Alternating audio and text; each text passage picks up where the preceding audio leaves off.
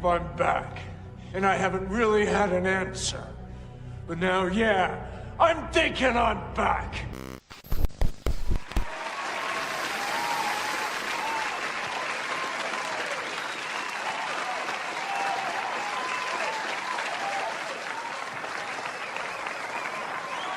Let's go.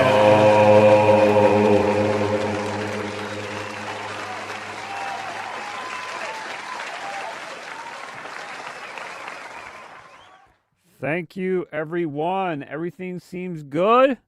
Hopefully on my end. Let's check it out. Hello, everyone. Welcome to the Peti Kish on Live. It's time for Topics of the Week.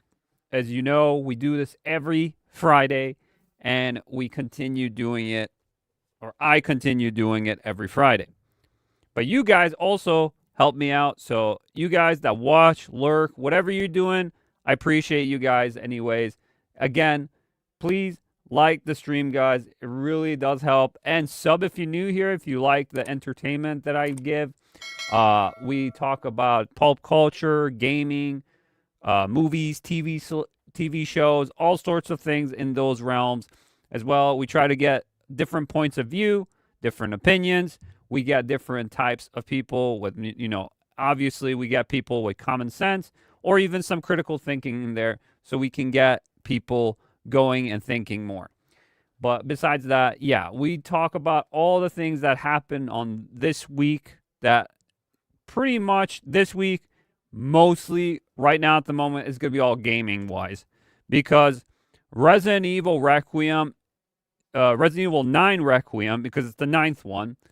Technically, it's not, but we'll get into that later. I've played it, and I have a lot to say about the game. I have beaten it with my brother. We've beaten it together. It was an experience for sure. It was a ride. It was a ride, and I want to tell you what I think about it. I'm doing my own playthrough on the side of the game as well. And yeah, it's just, there's a lot to talk about, the conversation. So there will be spoiler warnings today on the show with Resident Evil. We're going to look at the good and the bad. We have, the positives and the negatives about the game, the critiques, because it is not a perfect game. Let's be honest. A lot of people are hyping up this game to be the best Resident Evil ever. It's not. It's not the best Resident Evil ever, but it is very good. It's very good, but it's not the best Resident Evil game. There are problems, which we're going to get into later. Okay, as well as we talked about last week with the PC port thing, with PlayStation, Sony stopping their single-player ports of on PC, which I was like, okay, why? But now it looks like it's going to be official now. Seems like it. It's also very questionable why they're doing that. Is it because Sony has been getting a lot of L's recently? Well, we don't know. That's just people speculating that maybe that's the problem. Sony's been getting a lot of L's recently, and it's not looking too good for them. So they're pulling away from the PC ports, which is a moneymaker, but we'll see how that goes. We're going to be talking about that, as well as Highguard shutting down. If you've been watching or seeing my live streams and I've been talking about it, this game wasn't in the best shape as it could have been. We're going to get into that as well, but unfortunately, Highguard is shutting down, which is, I don't want games to fail. I really don't. But this game, just because of all the controversy it got and all the problems it had just in a gameplay perspective, it wasn't a good game. It was just kind of mediocre at best. And another game that we're going to be talking about that just released yesterday with Marathon is seemingly going in the same direction. With these live service games not hitting the mark. So we have a lot to talk about that as well. So a lot is here, guys. As well as we're going to talk about other things as well on here. There's a lot to go through. Smaller topics and then bigger topics. I'm going to flip-flop between them. That's what I've been doing, and I'm probably going to be doing that now because I think it's sometimes I just forget things, and I'm like, oh yeah, I remember this. I got to talk about this and all this and that, kind of deal. But yeah, it was an interesting week. In a lot of ways in the world as well, which I don't talk about stuff about that on here, but we're just going to be talking about in the entertainment sphere, I guess, mostly gaming, but today and what is going on. Okay, so first things first, guys, I got to talk about my new album that I just dropped, the SoundCloud album. So let me see here real quick, guys. Hopefully everyone's doing well today. Everyone's relaxing, lurking, watching, or even just listening to me if you like. That's a good one too. Whatever you prefer, I like, because at least you're interacting. And also interact on here if you could, because interacting just in general, just liking, watching, but like definitely like, it doesn't do much, just like, or even get in the chat and start talking on the chat or speaking in the chat, because anything that has some movement on the stream is a definitely positive, and it does help the channel as well. So yeah, videos have been a little bit slower. I have to admit, videos haven't been coming up, and the algorithm for YouTube is fucked for sure, and I know it's fucked, and YouTube hasn't been the best recently, so with some issues with the algorithm. It's all messed up now. It's been messing up for a while now. I had a nice peak of subscribers and people coming in that liked my content, and then it just lingered down.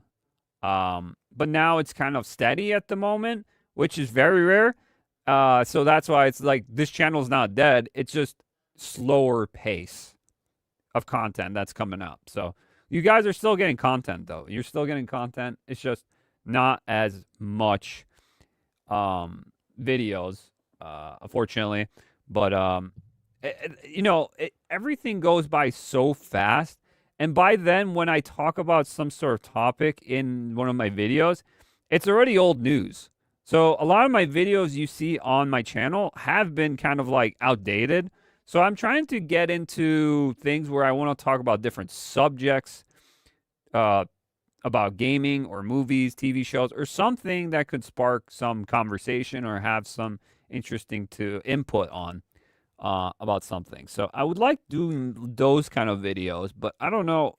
It depends how I'm feeling and how busy I am, because on and off I've been here and there, so it's been busy here and there. So just wanted to bring that up a little bit. But yeah, but there will be content, guys. It's just I need to make a good time for them, All right. Let me note that. All right. So, new SoundCloud track just dropped, guys, recently. This track, this new dark synth nighttime driving beat track just dropped. Take a listen. This is a tribute mix to Resident Evil Requiem save room theme, full of mystery and detective work. So, this is what it is. This is the cover. This is a cover. So this is the original. Whatever. They had one of the thumbnails for this with Leon and Grace at Raccoon City. I just literally copied it, and then I upscaled it with AI, and I changed it to make it more realistic. So that's why the faces look a little different, because I made them try to be more realistic, like a realistic environment. So, but it is the same thing pretty much. So I guess we could take a listen if you guys are interested. It's called We Don't Have Much Time, Resident Evil Requiem Save Room Mix. So this is the save room mix. I did not know this, but there's multiple save rooms in this game. There's one for Leon, and there's one for Grace. And I got the one from Grace, which is like a in-betweener of Resident Evil 2 and what was that? Some sort of bug on me. It might have been like a ladybug. Ladybugs have been getting crazy, dude. They're just coming out because it's starting to get more spring-like. And they're just coming out of the woodwork. And there's like a lot of ladybugs going around. That might have been a ladybug. I felt something fall on my head. Or in my hair. So yeah, this is a mixture of 2 remake and 7 or OG2 even. OG2 or remake and 7. It's a mixture of that. But I gave it a dark synth kind of thing because this game, the music claps in so many ways. The mystery, the ambience, as well as a lot of synth. So giving you that feel of like a Blade Runner-esque style. It's very modern. It feels modern. But let's just listen to it. Check it out, guys.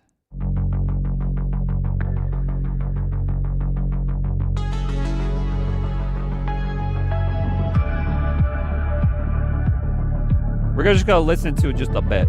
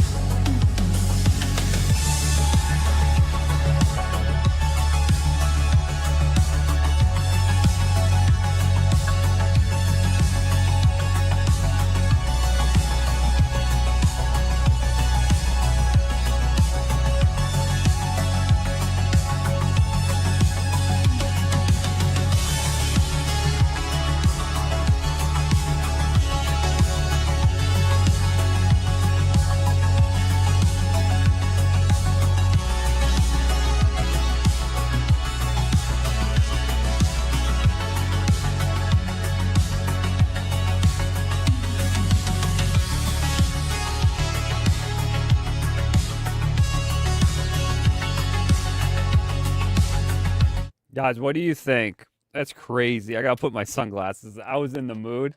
The driving in the dark kind of style, you know, the synth going crazy.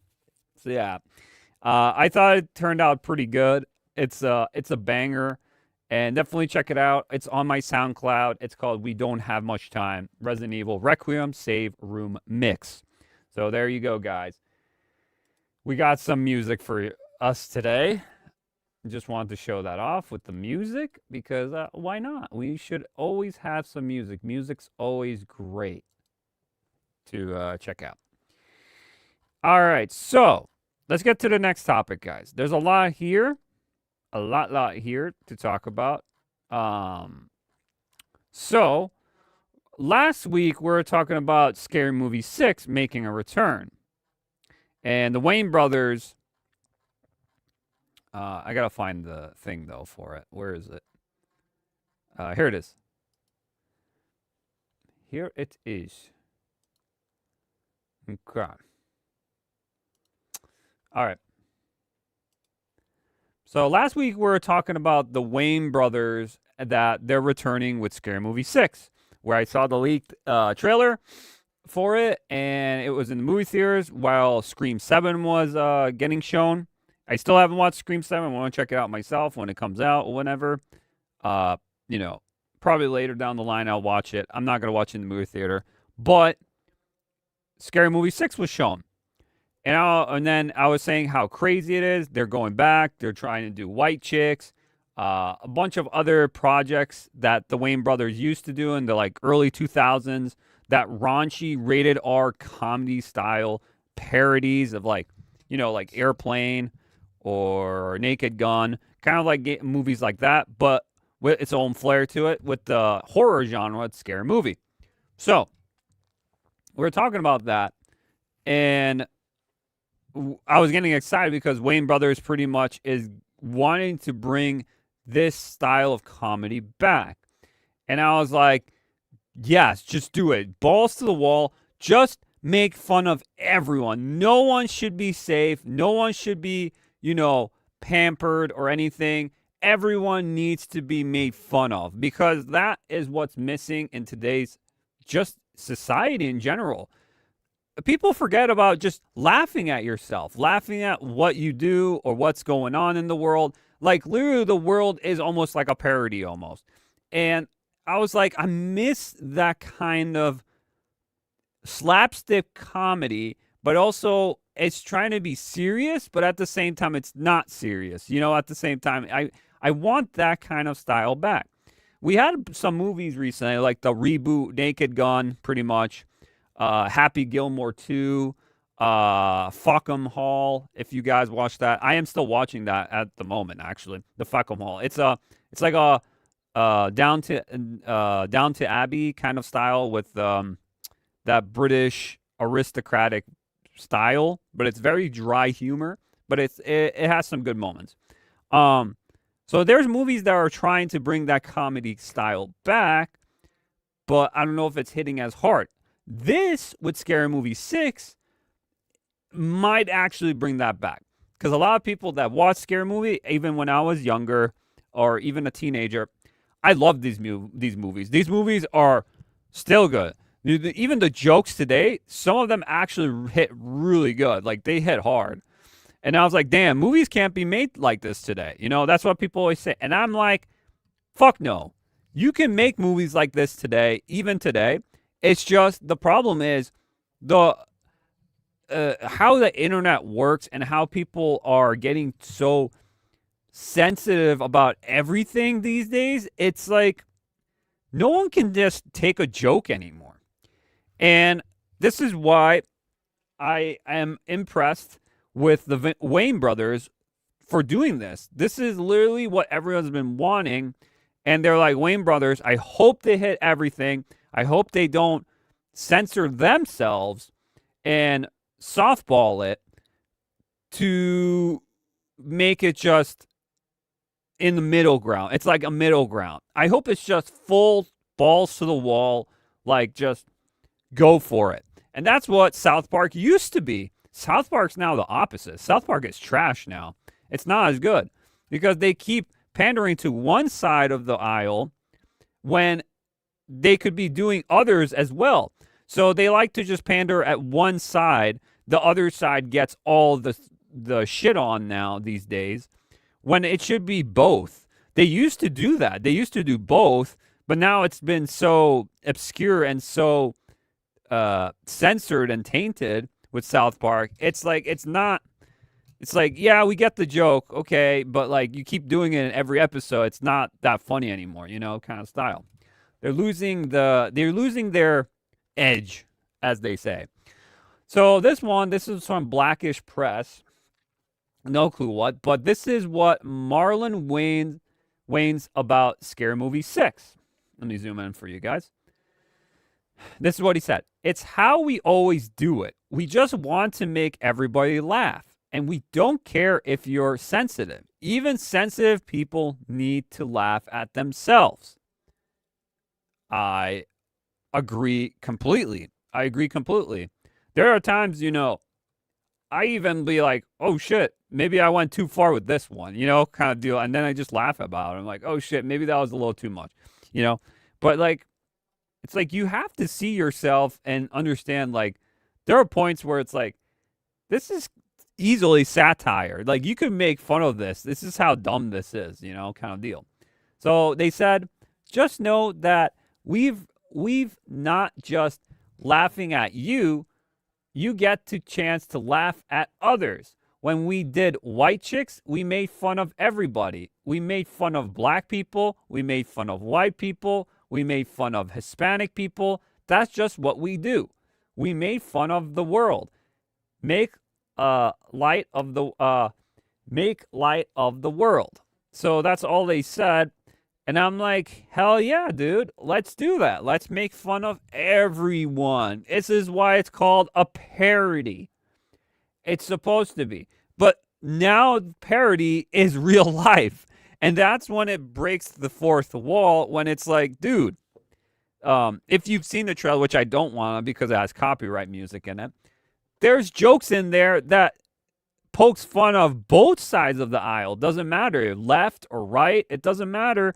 And they make fun of a lot of movies that came out during the years with the popular horror franchises that they've brought out in the movies. So they make fun of everyone. There's like Sinners in there. You know, you got Scream, of course, with Ghostface coming back. Smile, Weapons. What else was on there? Forgot what was the Terrified, Ark the Clown. There's a lot in there. Oh, Get Out. There's a lot of movies in there that they just make fun of. And I appreciate that. That's funny. It's a parody. It's supposed to be dumb. It's not going to be taken seriously, you know. And they brought the whole cast back. It's just, it sounds like it's going to be really good. Now, is it going to be executed good and great? We don't know.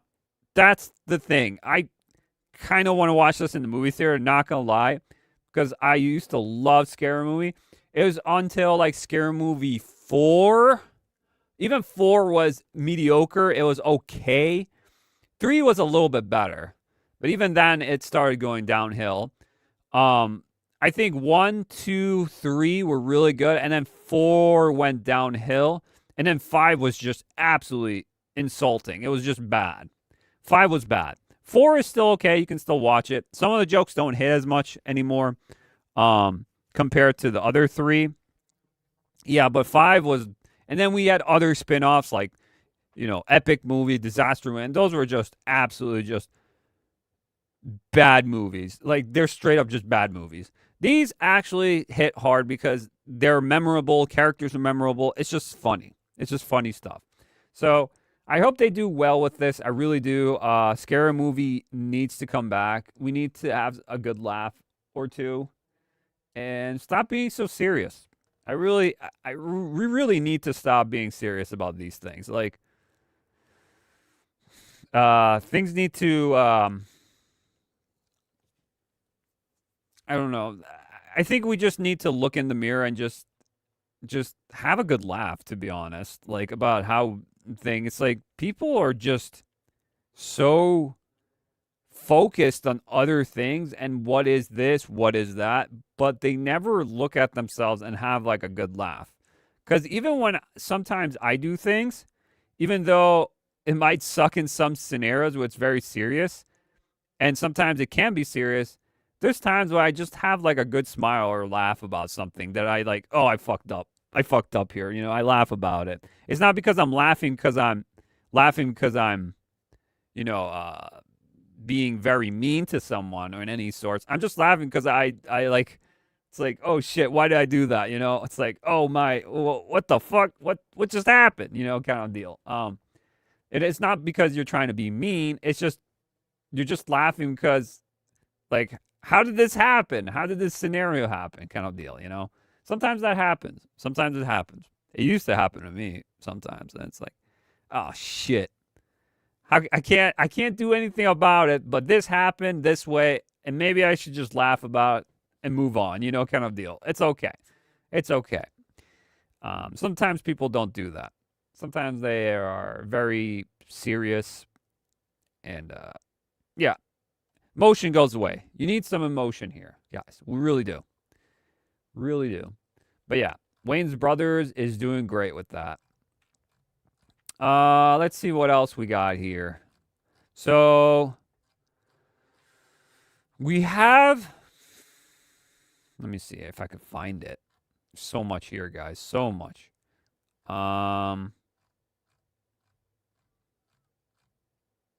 There it is. So Mouse PI for Hire tweeted this out. And, you know, it got postponed to April instead of March. And now Mouse PI for Hire will be $29.99 USD. So $30. It features 12 to 20 hours of gameplay, depending on how you play. So Resident Evil is about 12 hours or so, or even shorter. I've seen some people say 16, some 12. And for the price, you know, for Resident Evil Requiem, even though it's quality, it's a quality game. It's a really good single player quality game. You know, is it worth the price? I don't think so. I think it would be better on a sale. But besides that, if you're a Resident Evil fan, obviously. But with Mouse PI, this $30 tag for 12 to 20 hours is very good. The $30 is very good. $30 is a nice point. Like, that's the highest I would think for a game like this. If it was a little bit more than that, like 40, 50, then it would be a little bit tougher to sell this game. I think a nice $20, $30 for this game is reasonable. I think that's okay at best. 30 is a little bit higher. I thought it would be a little bit less, like 25 or $20 kind of deal. But 30, it's passable. It's okay. Now, higher than that, I think this game could have problems. Now, this is a good thing. This is actually a decent price. So, the social media admin, after posting this, where'd you get that gif of me? It's so funny. That's so cheap. Wow. Soon. Will it have a physical copy? We will share for follow information. Okay. So, yeah, people are saying, looks good. Looks good. So, I think this one's going to be a sleeper hit. I think a lot of people are going to like this. This, if not, might be indie game of the year. We don't know if it's that good. But from like a cosmetic style and what it's giving, it looks very intriguing, and I'm very excited to check this one out too. So there you go, guys. Mouse PI for Hire. You got your $30 there for if you're interested about that. Okay. Let's talk about this. Let me see. There's other things to talk about. Let's just... A lot of Resident Evil stuff. Holy shit. So we got this real quick. If you guys are Firefly fans, because I've watched it a long time ago, and I really loved the show. And the movie was pretty good, too. So... Nathan Fillion, I guess this is from Cover Geekly. Nathan Fillion teases that a Firefly announcement is coming March 15th. It's widely speculated to be a reboot with the original cast. Okay. I liked Firefly. I really did. I think Firefly was an underrated show. It wasn't overrated. It was underrated. I think it was really good. Back then, maybe they had less of a budget, but it was good because of the characters. The characters were good. The stories they told were good. It was just a good show. Bringing back a bunch of these cast members, I don't know if some of them are living or not. They're just older now. So I don't know if this is true or not, or they're just doing some sort of DVD promotion, or they're doing something for Firefly, maybe an anniversary. I have no clue. But they already did this little thing in the bottom here with the actors getting together. It's ready. Time to get ready. I don't know. I don't think I want a reboot. I kind of just want a continuation of the story instead of rebooting it with the same actors, just they're older. I don't really want that. If it's a soft reboot, like they remember all the things that happened in the movie and the show and all sorts of things that happened in between, and it's been many years since then, and they're still, you know, going through and they're still in, doing their thing in space. Like they had all these adventures, I guess.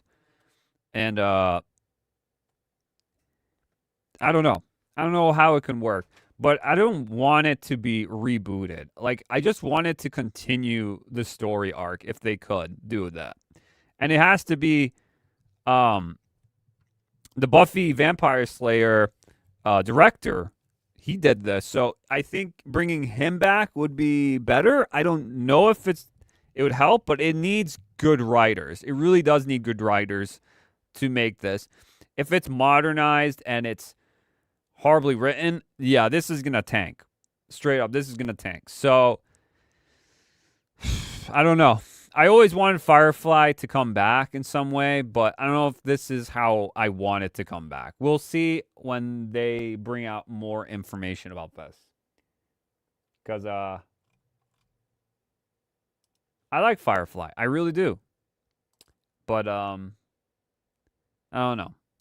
I don't know if it needs to come back anymore. I don't know. Everything modernized is kind of meh. It's not that good. Recently. But I could be wrong. I could be wrong about that. Let's see. Okay, let's talk about this real quick. This is crazy. This is a crazy story. So, Inshiro Oda, I probably butchered Ilichirio or Oda. I just call him Oda because I can't. I'm bad with names.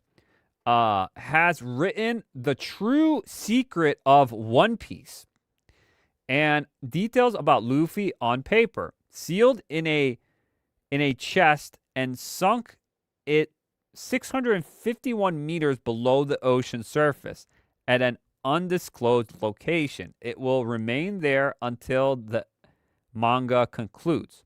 So Oda wrote this knowing what One Piece is and Luffy and all that. Like everything summed up. He knows the ending of One Piece and he won't tell it until he's done with the series, the manga for One Piece. If you're a One Piece fan, I used to love watching One Piece when I was younger. I stopped watching when I was older. I came back to it now because of the Netflix live series because I really liked the first season. Now, I'm still questioning what the second season will be about, but, like how much Netflix is going to influence One Piece and Oda's work, which Netflix does what Netflix does. First season's really good, and then it starts going downhill from then. That's what Netflix does.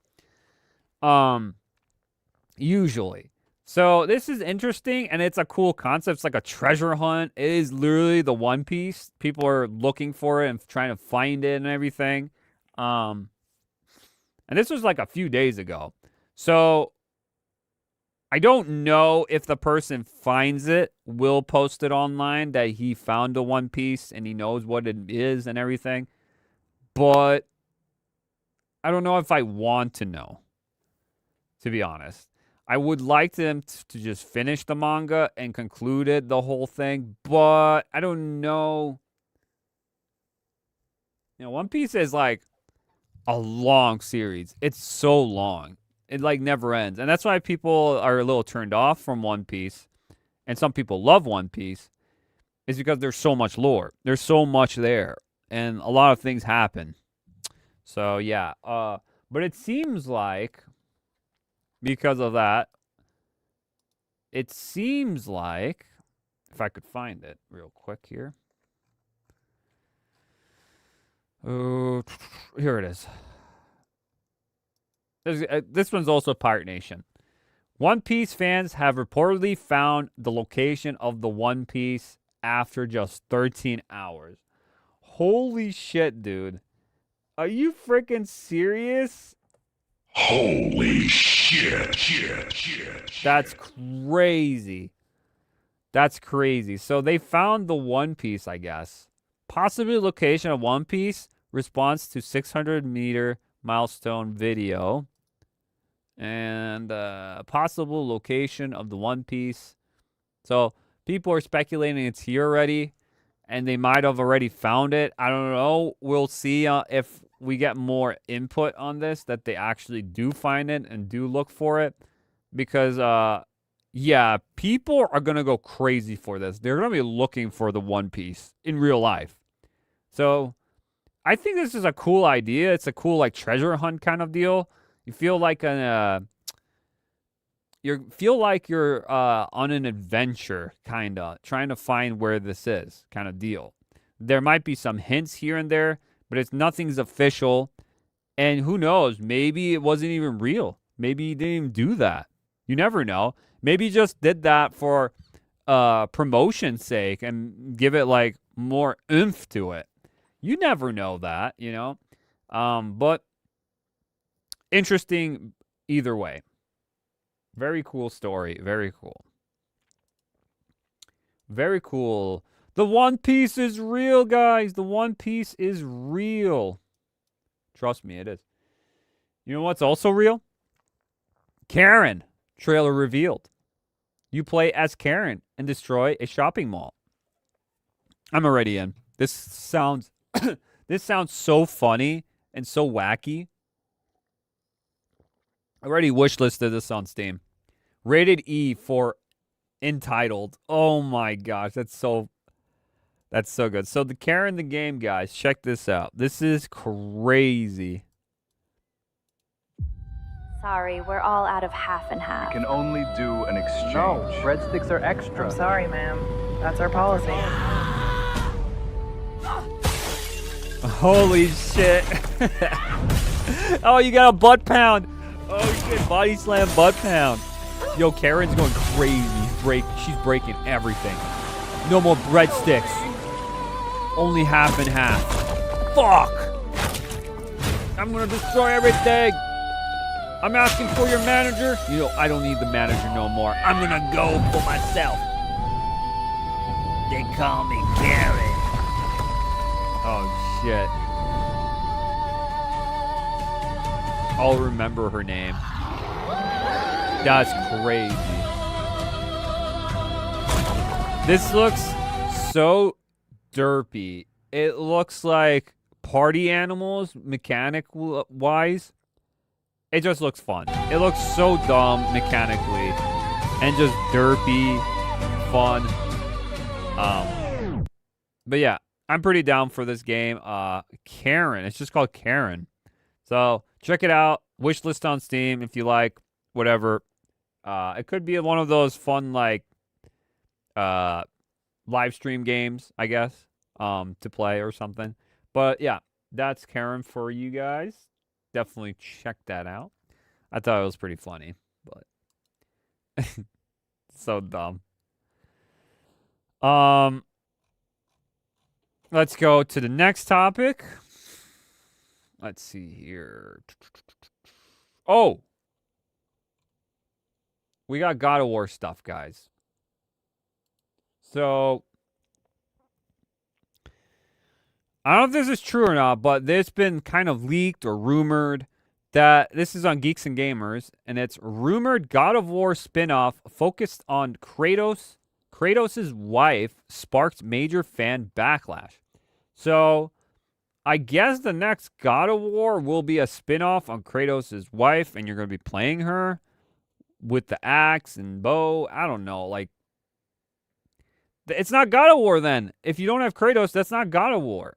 I said that with Uncharted. The Uncharted Lost Legacy, you had Nadine and Chloe. I'm like, it's not Uncharted without Nathan Drake. You know? You can use, I guess, you can use the name, because the name itself has more oomph to it, has more, it would intrigue people more. Then just call it something else. They won't, though. They won't. They need to brand out as God of War. So a rumor God of War spinoff is already facing significant fan backlash, and the project hasn't been officially announced. So this is what's going to be coming out of, I guess, the God of War experience they're doing in summer. If it's true or not, don't know. But a recent report, again, take this with a grain of salt. It's kind of like a leak / rumor, but we don't really know yet. but I feel like it might be true. A recent report circulating online claims that Sony Santa Monica may be developing a new entry in the God of War universe, and that could shift focus away from Kratos, according to the claim. The title may instead center on Freya, Kratos' wife, with a potential reveal later this year and its reported 2027 release window.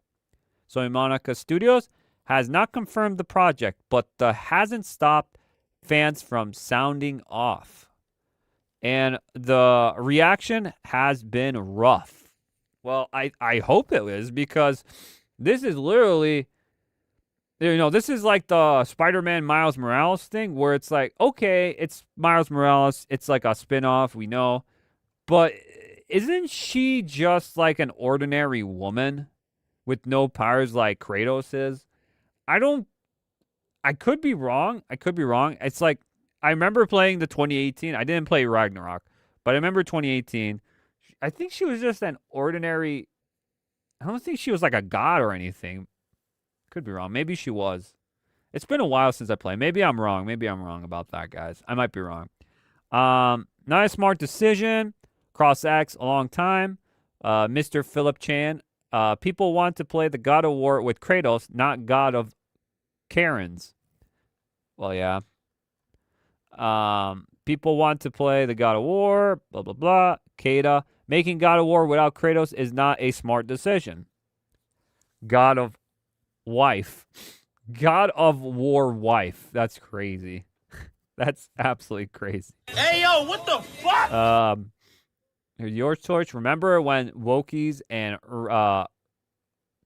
feminists told us that the male protagonist replacement was a mere conspiracy theory? Turns out we were right. God of War Ragnarok began sidelighting Kratos in his own franchise, and now a God of War entry without Kratos. Yeah, they do this a lot. They always have the legacy characters be incompetent, or they just get sidelined into the background. They do this with existing franchises that come back over time. They've done this. Kratos changed a lot from 3 to 4 or 2018. It's like a huge revamp change. Kratos got mature. He got more softer in areas, but he still, because he was a dad, he had to learn, because he became more of a dad figure. He stopped that rage, but that rage would come out once in a while out of him if, something happened to his son or something else happened, which we saw in 2018. I remember that. In Ragnarok, I don't know, because I never played Ragnarok, but he might have been more softened there too, in some areas, because God of War, like Kratos, was just batshit crazy. He would just destroy gods, and he was pissed all the time. He wanted redemption. He wanted revenge for what they did to his daughter and wife in Sparta, in the Greek ones. Remember when that? Okay, yeah. Important context, nothing official yet, to be clear. So nothing clear here about if it's going to happen or not, but it is still interesting that if they do go through this kind of concept, and this is actually greenlit, this could have precautions. This could be a real backlash. It's like, dude, we just want Kratos in Egypt fighting the Egyptian gods or something. Like, give us something. There's other gods like Kratos can fight too, and other stuff. But for some reason, no, we're going to go with this spin-off instead. Like, we're doing the Insomniac Miles Morales spin-off. Like, okay, well, it's like, I thought we are going to do like some Loki, or not Loki, was it Atreus? I forgot. The little kid, his son, which I think is, spoiler, I think is Loki, but there is some stuff in there about that. But yeah, I don't know about this. This is like, I don't want a God of War game with someone else trying to be under God of War. Like, all the God of War games just had Kratos, and that was it. You know it was God of War because Kratos. Even the prequels. Even in this new side-scroller one, it has Kratos in it. And then it has Deimos. That's another one. Like, I don't think we need a game with the wife. I really don't.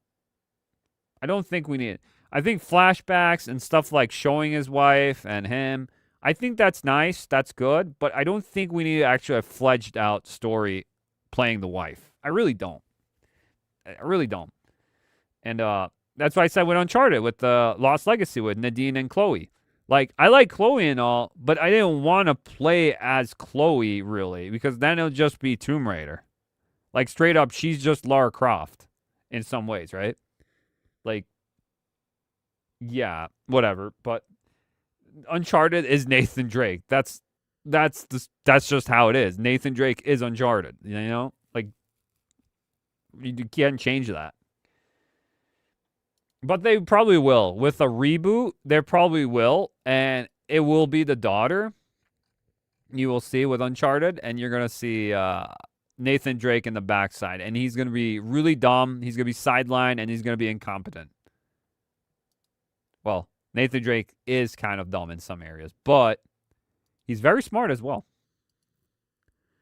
I'm trying to find more of this. I think that's it with the God of War. Okay. This is a real quick one as well. Here we go. Project Helix. This is Insider Gaming. Project Helix is Xbox's next console codename. So Project Helix is the next Xbox, apparently. And Asha, the new CEO of Microsoft and Xbox division. Great start to the morning with Team Xbox, where we talked about our commitment to the return of Xbox, including Project Helix, the code name for our next generational console. Project Helix will lead the performance and play your Xbox and PC games for you. This is a hybrid PC. Remember, we were looking at leaks about it, and people were talking about this is going to be a hybrid console PC. Like, straight up, this is going to be like the Steam machine, where it's just a PC, but it looks like a console. That's all it is. Now, is it going to have some limitations than a console and have actually more oomph to it, and you could customize it more like a PC? That would be awesome. That would be a good move from Xbox, I would say.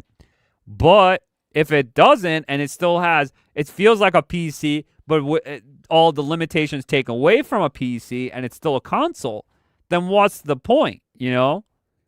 So the only difference is you can just change probably graphics and performance on it like a PC kind of style, you know? What else does she have to say? Let's see. I got to open up X or Twitter. I don't know. Sometimes I say Twitter, sometimes I say X. It's very confusing. Project Helix will lead the performance and play your Xbox and PC games for you. Probably. We'll see. There'll probably be like a journalist mode, because the game's too hard. Looking forward to chatting about this more with partners and studios at my first GDC next week. Yikes. We will see about this too. I don't know. Xbox Project Helix may face opposition from Steam Machine. No, Steam Machine is just an add-on. It's an add-on. This is just a brand new Xbox console. That's what it's supposed to be, right? Yeah. What am I doing? Wait. I'm enlarging this. There. Okay. Yeah, there you go. But yeah, this is supposed to be a console PC hybrid, right? And then Steam Machine is straight up just a PC, but it's so small that it can feel like a console because it's still using the Steam OS software on it. So it's just your PC. All your games that you've been on your PC, it's just an add-on. It doesn't actually take over your PC at all or whatever.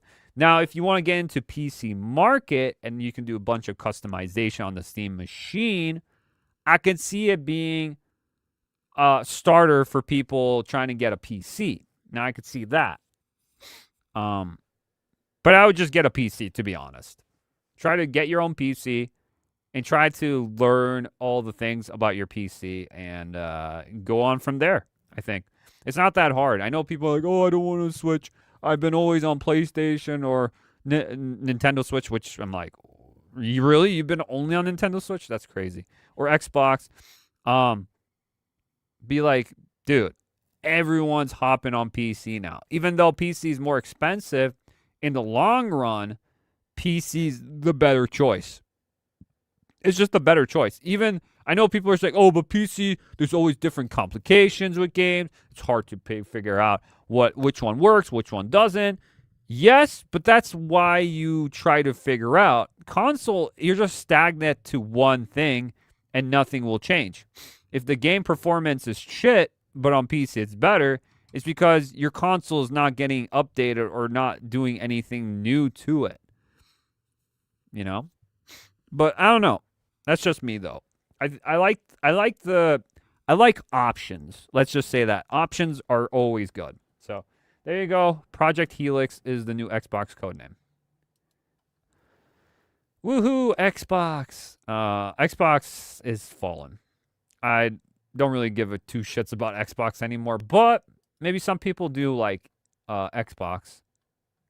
Xbox has passed.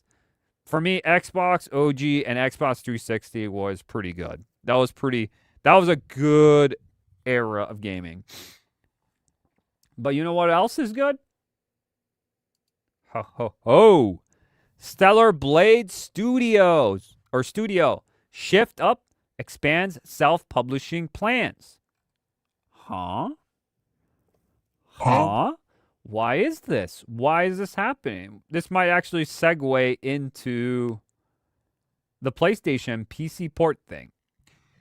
So let's see what this is. Shift Up, the studio behind Stellar Blade, which is a phenomenal, great game, is increasing its focus on self-publishing future projects. New job listings on the company's website cite a desire to expand the studio's self-publishing capabilities in any effort to support internal development titles across console and PC platforms. So they're going independent. They're doing their own thing. They're not going to be tied to Sony or PlayStation. That's pretty much it, guys. So they probably saw the writing on the wall, what PC is doing, or Sony is doing by, they're doing this, getting rid of single-player exclusivity on PC, and it's just going to be on their console. And they're like, that's like literally a loss for us. That's losing money. They saw the PC market and how good Stellar Blade did on PC. And they're like, well, fuck, we want more a piece of that pie. We want more money. What is Sony on? Are they high? What the hell? Don't they want to make money? Well, I guess not. So such job listings include communication manager, creative lead, and marketing manager. All listings note that they are seeing someone with 5 years of experience in the gaming industry. Shift Up also wants a candidate with prior self-publishing experience. It's also stated that those with a passion for video games and those who have secured that platinum trophy in Stellar Blade will be among the perfected candidates. That's crazy. They're like, you platinum Stellar Blade, you might have a position in this role of our studio. Shift Up. That's crazy, dude. That's pretty awesome. Multiple job listings are also open for the next Stellar Blade project. Speaking of Stellar Blade, Shift Up is multiple job listings sorted with sequel project. Yeah, there's Stellar Blade 2 coming out. Of note, they're looking for a PC combat designer, and the original Stellar Blade was a PlayStation 5 exclusive for a short time before being ported to PC. Shift Up is also notes that they are looking for a screenwriter for the next Stellar Blade project. Among the qualifications, they're looking for people with experience playing games in an action adventure, and role-playing genres. Also, they have someone who actually played the first game, experienced the ending. So yeah, they are moving ahead, shift up Stellar Blade to Stellar Blade 2, but they see the potential for this. Now, besides this article, I have something else here. Let me see. I had another one here. What's Stellar Blade? I can bring it up. Oh, here it is. And this is Pirate Nation. Stellar Blade developers shift up are reportedly moving forward full independence from Sony. That's what I said. The Korean studio is actively hiring and a global publisher roles to self-publish future titles, including the announced Stellar Blade sequel across console and PC. So my head was going on, and I was looking at this, and I was like, putting things together, just looking at it and putting things together. Isn't it weird that this is coming out from Shift Up, which is probably Stellar Blade is and would have been a Sony name, a PlayStation name, like Eve would have been easily a PlayStation icon for PS5 generation or something. But Sony doesn't want to do that. So Sony's like, yeah, we know it did good, but I don't know. So they're just letting them go. Even though they helped. And they're like, we see the writing on the wall with Sony, and they're trying to do this exclusivity on PlayStation and not do PC ports anymore. And they're like, we're losing money out of that kind of style. We want other people to play as well. And the PC market is a big market. Much bigger, I think, than the console market. Let's be honest. I think PC is getting bigger and bigger every day. And console is starting to dwindle down. It's going less and less. Now, if you play in console, you can play in console. It's up to you. I'm just saying, PC is just getting better in general than any of the consoles that are out right now. Xbox, PlayStation, even Switch 2. Like Switch 2, yeah, it's a big moneymaker, and they reported so much stuff on it. But really, it's just a couple of games here and there. There's not really games on it that are really like a system seller. Like people thought Mario Kart was the system seller. Well, I don't hear anything about Mario Kart anymore. I really don't.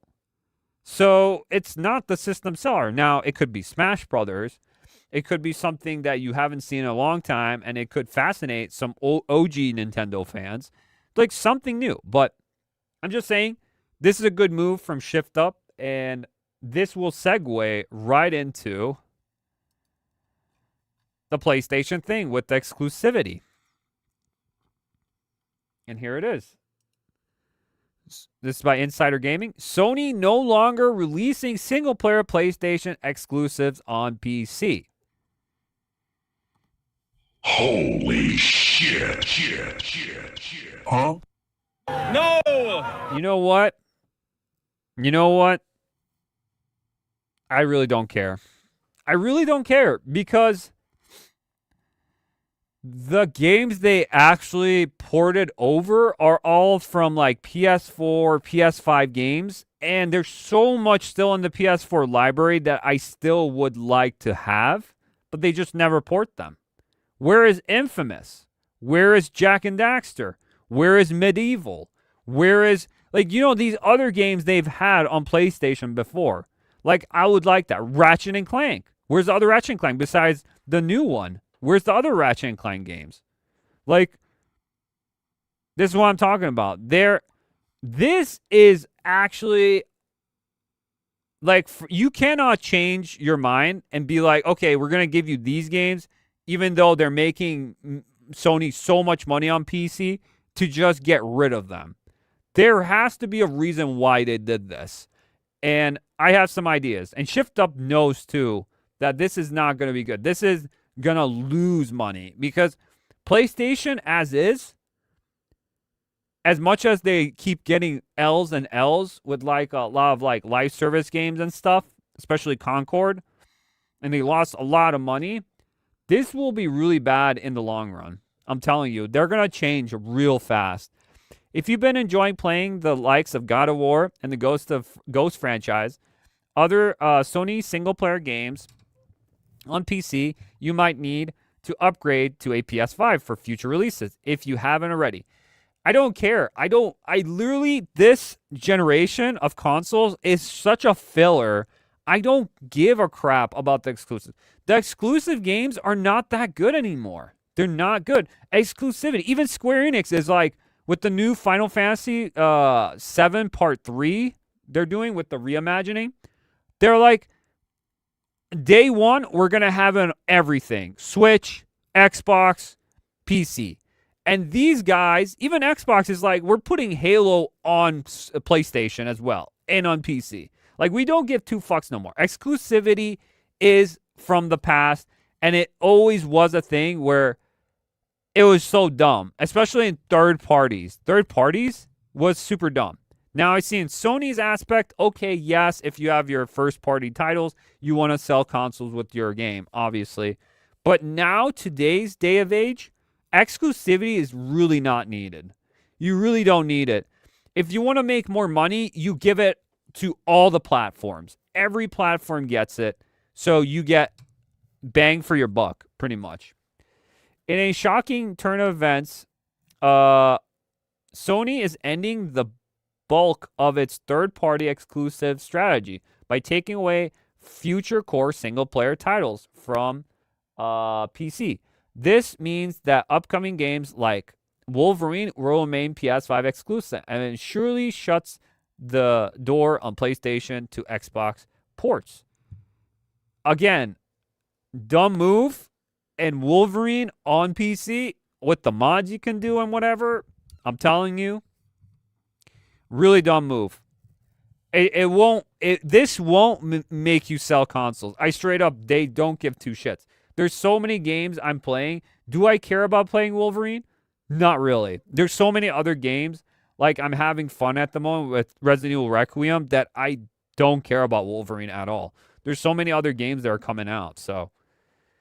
Single-player Sony titles remain PlayStation exclusive moving forward.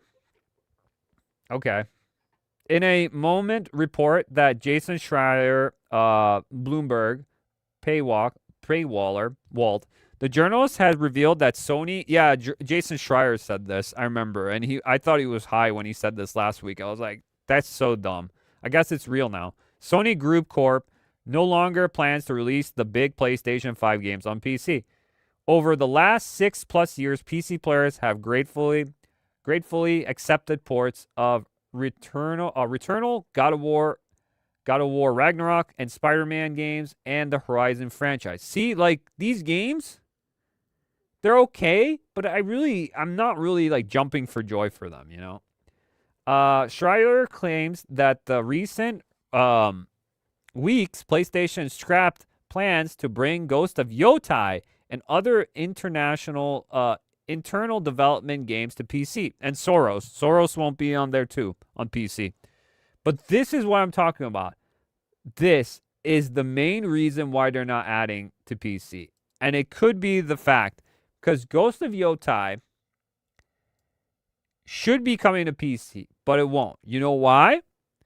Because Ghost of Yotai did not make expectations. And everyone was saying, Ghost of Yotai is this, Ghost of Yotai is this. Look at the graphics, always the graphics. No one talked about the story. No one talked about gameplay. It's always graphics. Look how good. Dude, that game went and gone. It wasn't Ghost of Tsushima at all. It was absolutely not anything remarkable at all. Yeah, it might be fun. It might be okay at best. But it was nothing compared to what Ghost of Tsushima did. Nothing. And the reason why they're not going to have now single player, because that game did not get the expectation they wanted. And if this comes to Steam, you will see on SteamDB the charts of how good this game would sell on PC. If it's actually atrocious and horrible, you will find out why this game did not sell as well on the PlayStation either. So the Sony shills will shill. They will, they will do what they can. They will, anything that's exclusive Sony, they will buy. But most of the audience, most of the gamers out there will make their own decisions if it's good or not. Because for the price, they thought no, and they took out Jin Sakai from the original. They want a continuation, and they didn't get that. So now we're getting this anthology. On the other hand, multiplayer titles will remain as third-party release, such as Marathon and Marvel Token. Well, obviously, because that player base for PlayStation is very small. Obviously, they're going to have multiplayer. How are they going to make money? Same with single player. They want to make more money with a single player. Just port it to PC. Like, it's not that hard. But, yeah, I don't know what they're doing. This strategy sounds like they're going to backtrack this strategy real fast. I'm telling you, this is going to be a backtrack, a real one, and it's not going to be too good. It's not going to be, they're going to be losing money. If Marathon also underperforms, they're going to be losing even more money. A PlayStation spokesperson has apparently refused to comment on the strategy shift. If this comes to fruition, Soros, Wolverine, and future PlayStation franchises, including God of War, Ratchet and Clank, and more, will be sticking to the Blue brand for the foreseeable future. Although Death Stranding 2 and Kena Bridges, Scars of Kosharma are reportedly safe. Good. Because Kojima is like, dude, we got to make more money on PC. Like, he knows. And the Kena people, you guys are awesome. I hated the exclusivity when you guys had Kena originally on PlayStation. And then when it came to PC, I grabbed that real fast. So, good for you guys for doing that. They know they will make more money on PC easily. Speculation would run rampant over why Sony has pulled off such a huge U-turn. Schreier has posted that PlayStation exclusive ports not selling well on PC could be a blame. No, that's not the problem. You also added Helldivers 2 had that stupid ass sign into Sony PlayStation thing. That also is a factor. And second of all, like I said, some of these games weren't that good. They were just okay at best. Like God of War, I guess, was good. Spider-Man, the first one was pretty good. But like, I'm not like jumping for joy that I need to get it right now. Like, no, not really. That the PlayStation exclusive ports not selling well on PC could be the blame.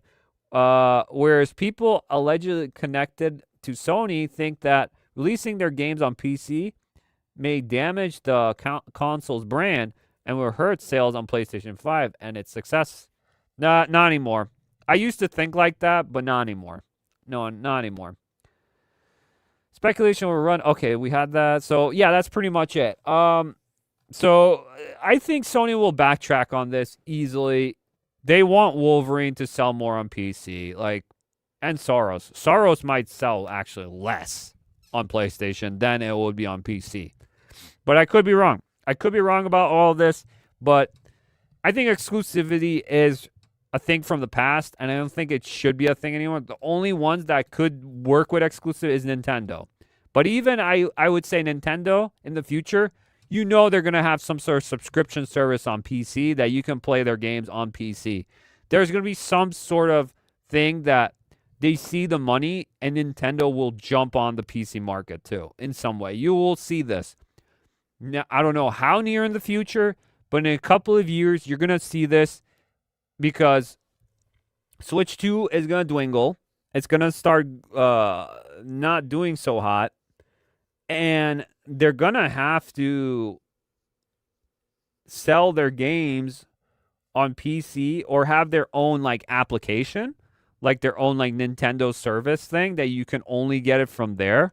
You can maybe have a subscription service for a year or something, and you can play as much Switch games as you want, or buy them through that app. I don't know, like their own launcher. I feel like Nintendo will have their own launcher one of these days on PC. Straight up. They just will. I'm telling you, PC is the way to go. I'm telling you, they're going to have that. Because that will change. That will be the thing that they're like, since they're, Nintendo's going after like emulators and all sorts of things, they're just going to literally just make a PC launcher for Nintendo. Nintendo's going to have a PC launcher. That's it. And you can get your games on there. You won't be able to emulate and stuff anymore, I guess. Because they're getting rid of them. Or they're hiring them, actually. That's another one. But yeah. That's it for that.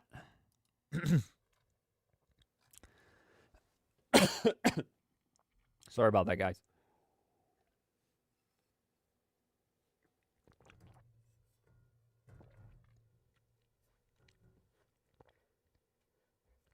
All right, how are we doing with time? We're doing okay. All right, let's move along. Let's get into this Highguard thing, guys, because, oh boy, the cope that's going on right now with Highguard is absolutely insane. The media is coping.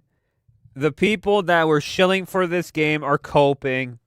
They don't want to talk about it. They don't want to this and that. I'm telling you, I don't want games to fail. I really don't. I want games to do better because I feel like this game had potential. It really did. Now you take out some of the mechanics that started lingering and it wasn't fun for people, the feedback of it.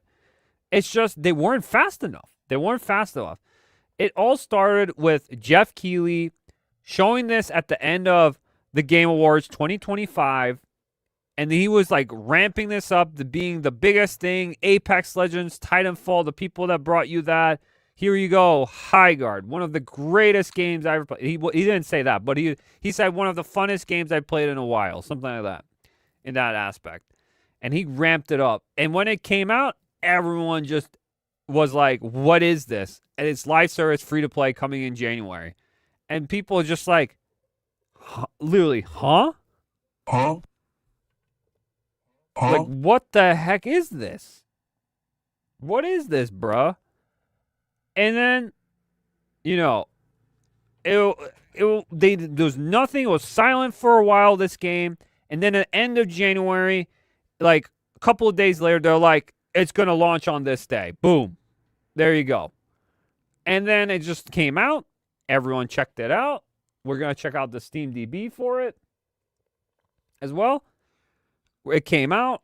It had a pretty okay at best. I wouldn't even say that good of a launch. Since it's free to play, you can play it. Anyone can play. You can play it right now even before it closes.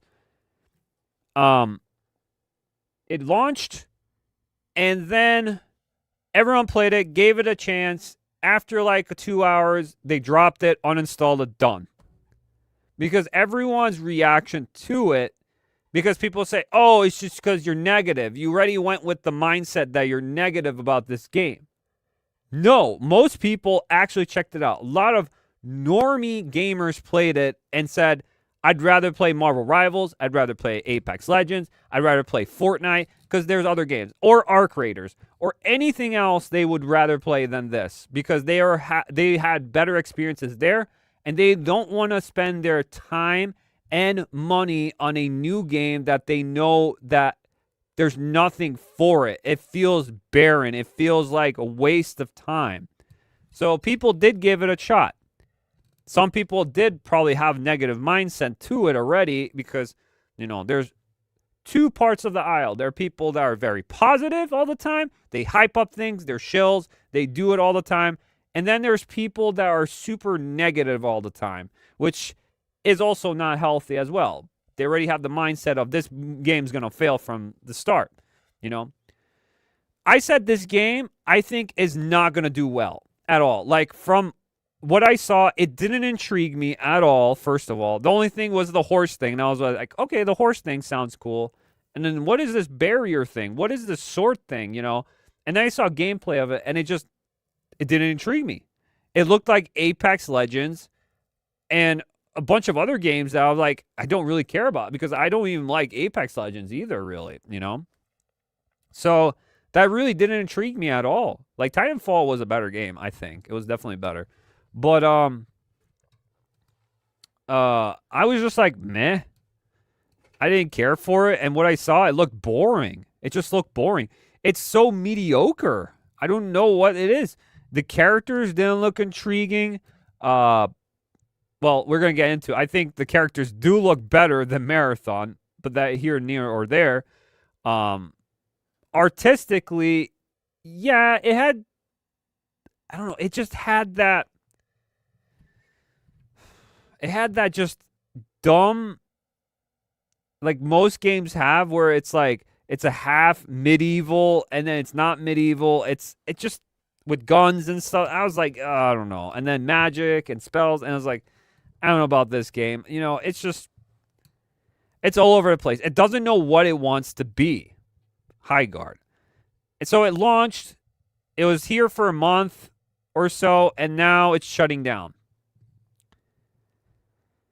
And, you know, the shills were shilling for this so hard. They got flown out. They got hotels. They ate all their food. They got drinks and everything. They were saying this is the best thing you're ever going to play this year. Game of the year. Well, I don't know if some might have said that. Not everyone. It's such a good fight. And we had people coming in. And then right after these people had sponsorships and played this game, they just moved on to like Arc Raiders and everything else. They hopped on other games. So after the sponsorship died or left, they just went to different games because those games are still better.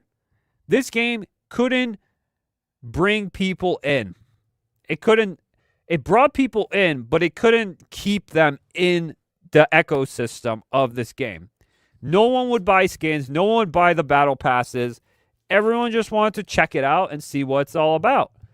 And I think Jeff Keighley hurt this game for sure. I think it really did. Because I know some of the devs said it was supposed to be a secret and it was supposed to be a shadow drop game. It was never supposed to be at the Game Awards, I heard, and all that. But then we found out later, after they were partying, how good they were doing. We found out that Tencent backed this company up. Wildlight. And they were the people that were really, really pushing for this game. And I don't know if Jeff Keighley was paid off with this company because, you know, Tencent owns like most of the Game Awards now. So, I don't know. This was very iffy, and that's when I was like, oh, okay. So this game was just a PvP money grab kind of game. And it was just gonna fail either way, just to get money out of it in some way. Like, that's just the feeling of it.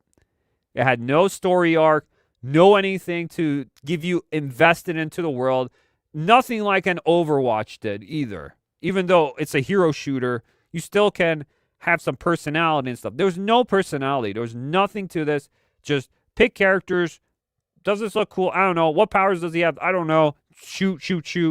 It's like you mine for stuff. You're buying stuff. There's a cashier.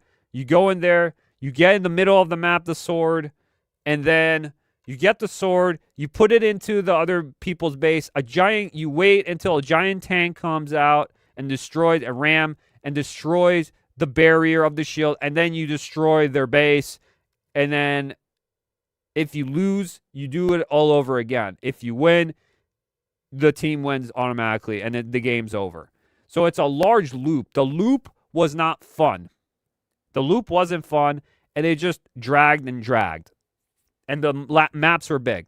Because I think it was 3v3, or was it something like that. And then they changed it to 5v5, which was probably a little bit better. And so on and so on. So a lot of things came out about this game that people are saying Concord 2 and all this. I feel like this game could have been more if they had a PvE mode and a PvP mode and some sort of thing to tie in the story together. Like, people do get invested into these games, not because of the gameplay as well, but also the story and the characters. It was nothing like that. Even though it was kind of like a hero shooter in some areas, it was not like that. So it had a lot to it that could have been implemented and changed, but by then everyone made their minds up, everyone played it, and they just disowned it. They didn't like it no more. And then people say, oh, YouTubers and all people influence people. This dude, no one's influencing. If there's literally a content creator shilling for this game and the guy's going in there watching this guy play and he sees that it's not fun, they'll just say it's not fun. The person who's watching that content creator.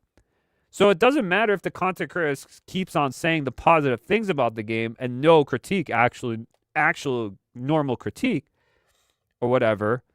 It doesn't matter because the consumer, the person that is watching the creator play it, they'll make up their mind already from the start if it looks cool or if it doesn't. Should I play this or should I not? It doesn't matter if it's free to play. It doesn't matter. So there's a lot of aspects to it. Now let's read a little bit about this. Breaking: Highguard shutting down this month. Wildlife pulls plug after player collapses, layoffs, and mounting backlash. That is all true. Holy shit. No! It is true. It is true. Wildlife was confirmed that the controversial live service PvP raid shooter Highguard is shutting down this month. The game's rapid collapse is raising serious questions about what went wrong behind the scenes. A statement posted. It's just a lot of things. It's just live service is not the way to go. And they got all these people that are, they told all the stockholders, everyone on top, that this is the future of gaming. We're going to be milking the gamers with live service games. No, that's not how it is. You saw this with Resident Evil Requiem. It's doing phenomenal numbers, and it's just a single-player experience. So this perspective is a complete lie. This is a lie. So this is not the way of the future. This is not why gamers like games. It's just to get milked all the time with microtransactions. Like, no one's talking about this part of the situation. It's just full of microtransactions, and it's free to play. You know, even if this game was $40 or whatever, I don't know if it'll live. The thing is, art style is very important in gaming. And people always forget art style. Art style is super important. It's not even about realism. It's just how it's implemented into the game. How fantastic it looks.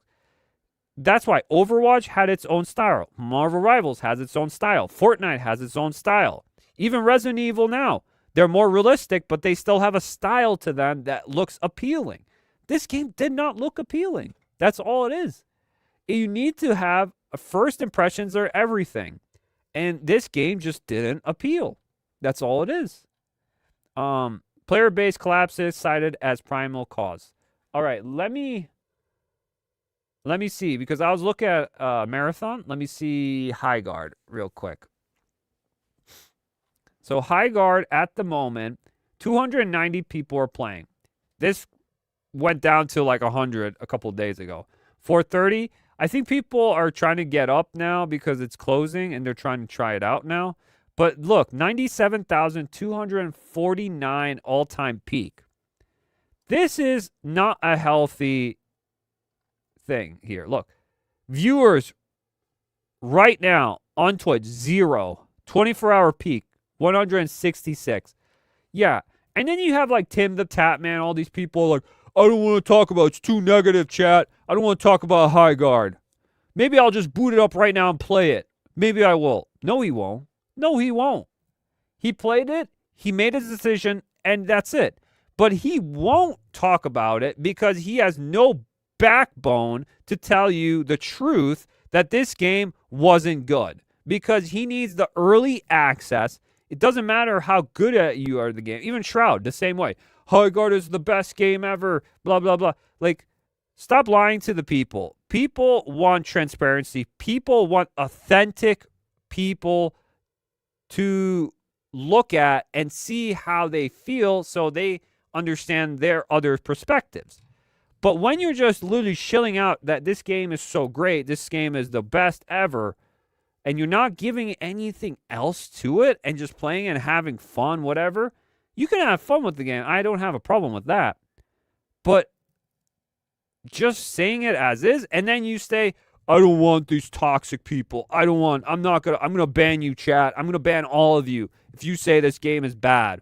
Like, dude, what are we doing here? This is what I'm talking about. So you have the toxic positivity, the very hype, the very positive people that don't see any flaws, which is almost impossible. You can find little critiques and little flaws here and there. And then you have the people who are super negative, which are always built on that, always being negative and stuff. Can we just have a middle ground where gamers can find out for themselves if they like it or not? This game did not appeal to the gamers. That's just all it is. It didn't appeal to me. It didn't appeal to my brother I was talking about when we were talking about this game. He didn't care either. He's like, I don't know. I'd rather play Resident Evil. It looks so much cooler. You know, kind of deal. Like, I'd rather play something else. I'd rather play Resident Evil 4. You know? He's like, no, I'd rather play Marvel Rivals, to be honest. I'm like, yeah, same. So, this game flopped because the narrative, what the media is showing, is not true. And they don't want to realize this. So, they live in this bubble. And the bubble is not working out. And they're like, why is everything failing?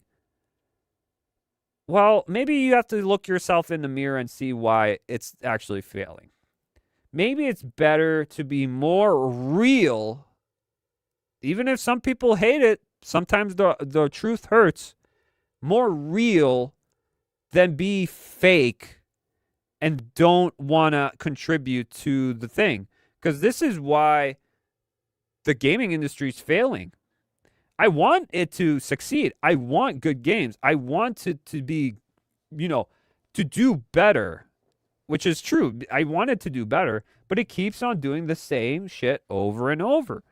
They're not listening to the fan base, and I feel like these people, Highguard, the wildlife people, I think they had feedback for it. And the feedback wasn't, like, they just didn't have enough time. They didn't have enough people or something, and they couldn't do anything about it.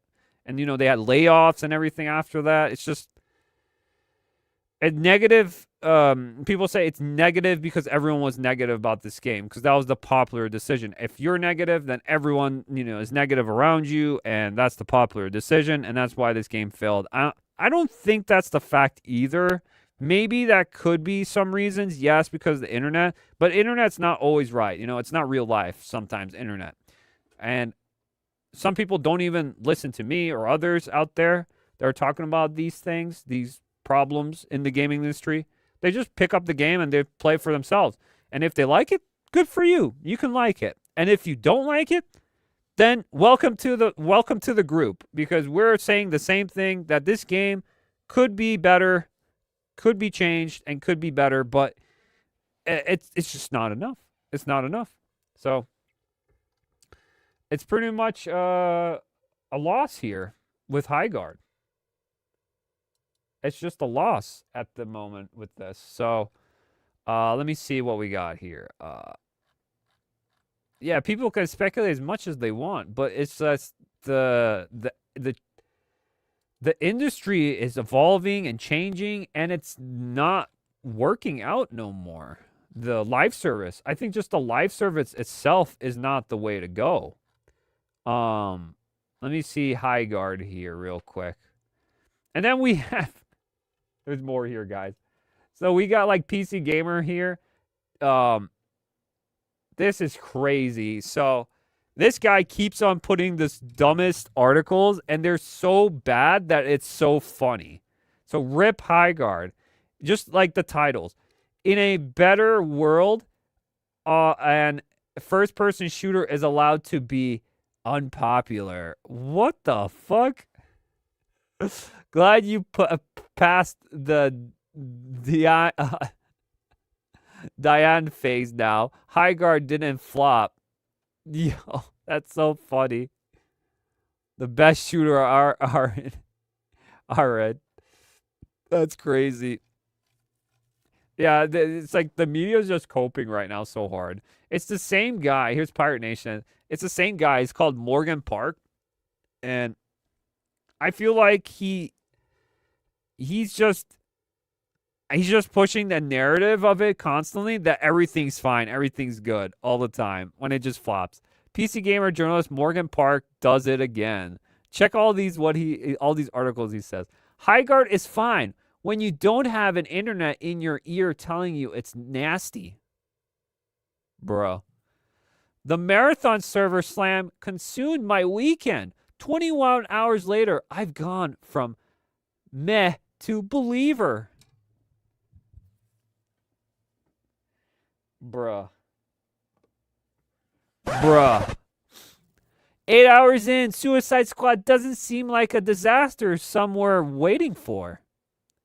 After 5 hours of exploring the galaxy and ghosting past stormtroopers, Star Wars Outlaw is finally winning me over. Bruh. Huh? Yo, this is straight up. This is what we're talking about. Like, these are so funny. I don't know. I don't even hate on the guy at all for this. He's trying his best and trying to put in a positive like, but it's so funny, these titles. Uh-oh, I played 7 hours of Concord this weekend, and I immediately want to be back in. Bruh. I played 6 hours of Assassin's Creed Shadows, and folks, I think this one was worth the wait.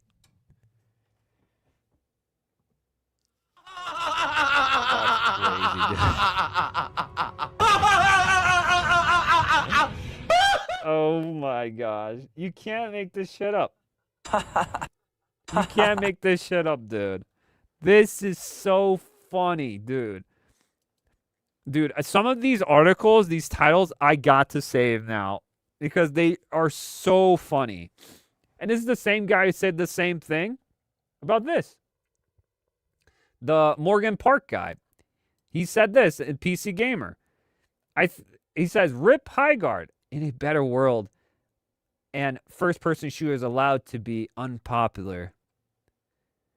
Bruh. It's free to play. You need to make this as popular as possible. If it's not free to play and you have people, even people that, like games that people buy and have services, you still need to keep the service alive. You know? Since it doesn't have PvE or story mode, it really needs the service now. So, yeah, that's not the best, dude. It's pretty funny. Not gonna lie, I laughed. I had a good laugh with Morgan Parks. I really did. But it's just cope again. It's hilarious. It's hilarious. But what else do we have here? What else do we have? Here's another one. This one's by Big Fry. Streamers killed Highguard. Toxic gamers killed Highguard. People wanted the game to fail from the jump. If you all liked it so much, where the fuck you at? Exactly. People on the internet cry about it, but they never support it. Remember, they did this all the time. They always cry about things on the internet, this and that. It's a free-to-play game, dude. Why are you not on it right now and supporting this game? Why are you not on here right now on the weekend playing this and going hardcore so they can get stuff and buy stuff? But now it's too late.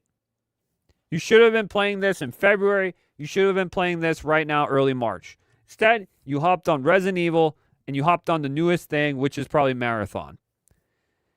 What's the new thing? Oh, this thing's old. No one cares anymore. I'm going to hop on the newest thing. Dude. Let's see Arc Raiders. And this is a $40 game, guys. Look at this. Right now. In the afternoon. On a Friday. 1,600 or 165,718 at this moment. I'm telling you. It's all message, signal message here and there. They talk about this. Why it failed, blah, blah, blah. Dude, where are you at? Where is the modern audience at? Where are these gamers at that want to play? No, it's not good. That's what the problem is. It's not the toxic behavior. It's not the streamers. It's not blah, blah, blah. It's exactly. Where you at? Fantastic question. Bad development choices killed Highguard. Exactly. Bring this back. Oh, SOCOM. Damn. What a throwback. If we could just got the talent to focus on what we really want, SOCOM. Hell yeah, dude. Oh, Jeff Keighley clown. Oh, bingo. Yep. And it's always the gamer's fault when it fails. It's always the gamer's fault. No, it's not the gamer's fault. It's a lot of things combining to one thing, and then what we were thinking about, Tencent was behind it. So I'm telling you, the cope is real. But there's going to be more cope with Marathon. I'm telling you, the Marathon one is also cope. We're going to go into that as well in a bit here. Look, there's another one here. PC Gamer received the check. Oh, wait, no, this is the same one. Oh, no, this is the same thing. No, this is the same thing. Never mind, guys. This is the same thing. PC Gamer is doing some dumb shit. And then this is what Highguard... Oh, wait. Wait. I found something else instead. So even Jeff Keighley's here. Highguard will go offline on March 12th. He even had to post it. Lol. And this is what Jeff Keighley said. In 48 hours, I'll be accepting your apologies. And that didn't end up good. Comment section. Oh, shit. So about that apology you was talking about. That's crazy. You owe us all an apology, Jeff. Welcome to Highguard. And it's all your fault. This is pure comedy gold. It is. Yup. There you go. There you go. With Jeff Keighley pulling out that. And then this is what the devs had to say when they're pulling out now. This is by Wario64. Highguard is permanently shutting down on March 12th. And this is what they said. Today, we're starting to a difficult news. We have made the decision to permanently shut down Highguard on March 12th. Since launch, more than 2 million players stepped into Highguard. Did they, though? Maybe on consoles? I don't even know. Maybe together. World. You shared feedback, created content, and I did not see that much content. Most of the content I saw was just dunking on it. I don't know if there's any good stuff. And many believe in what we were building for that. We are deeply grateful. Despite the passion and hard work, it's so small. I can't even zoom in, dude. And a hard work of our team, we have not been able to build a sustainable player base to support the game long term. And they were coping that you don't need a player base number count to make the game work. And now they're saying we literally couldn't do it because we didn't have enough players playing. And we couldn't have people buying our skins, our battle passes. Yeah, we didn't have enough. Servers will remain online until March 12th. We hope you jumped in with us one more time to show your support and get those final great matches in while we still can. Well, no one's going to buy it. No one's going to buy the stuff now. The team is excited to release one final game update. What the? Why? Why are you? Oh my God. Why are they doing update again? Shit. I have to zoom in here, guys. The team is excited to release one final game update to enjoy the remaining life of the game. We'll be adding new warden, a new weapon, account level progression, and level treat. Full patch notes are carrying, and we're targeting tonight or tomorrow morning to patch itself. This game didn't even have a beta. This game should have gotten a beta or something. It came out too early. They were confident about the game. They were too confident about the game, and did not work. From all of us at Wildlights, thank you for playing, for supporting us, and for being part of the Highguard story. Well, the only 200 people that played, they're the only ones that are supporting you guys now. So there you go.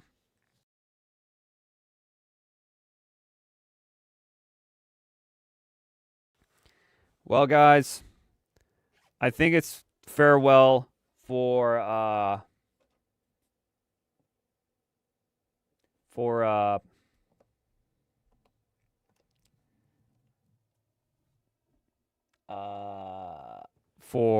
Highguard.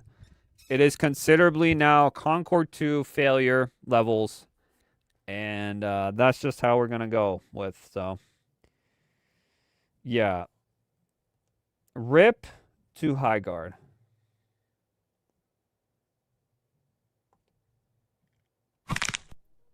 No, that's not what I wanted. Where's the trombone? Mission failed. Mission failed. We'll get them next time. Mission failed. We'll get them next. I have so many of these soundboards that I always forget that I can use. Trying to find the one. There we go. Highguard has been wrecked.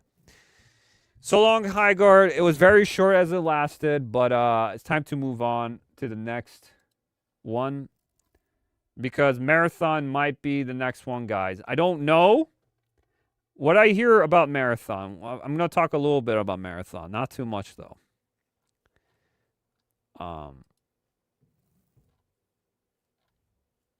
But let me see here.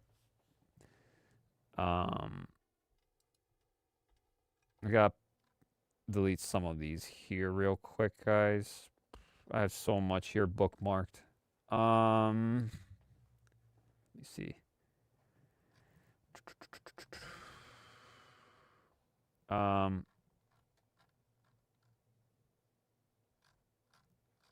Okay. So Marathon is the new one coming out, guys. Marathon, there was the test.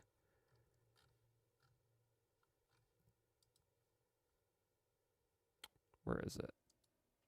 Here it is. Let me bring it up here. Marathon. Okay. Here it is. All right, guys. So the next big thing after Highguard, we have Marathon. So this is an extraction shooter, kind of like Arc Raiders, even though we saw Arc Raiders do better than right now, as you see with this just launched yesterday.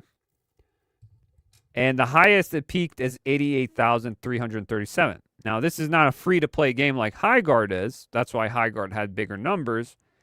This is a $40 game.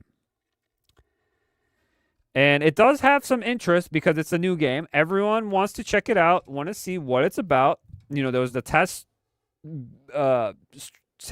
stress or whatever starter, pretty much demoing it out pretty much for the weekend. And it did better than what it's doing right now, which that's what I thought it is. People already made up their mind with that in general. So 58,243 at the very moment. I feel like this weekend it's still good. I feel like it's gonna go up. I definitely think this game is gonna go up to maybe 100,000.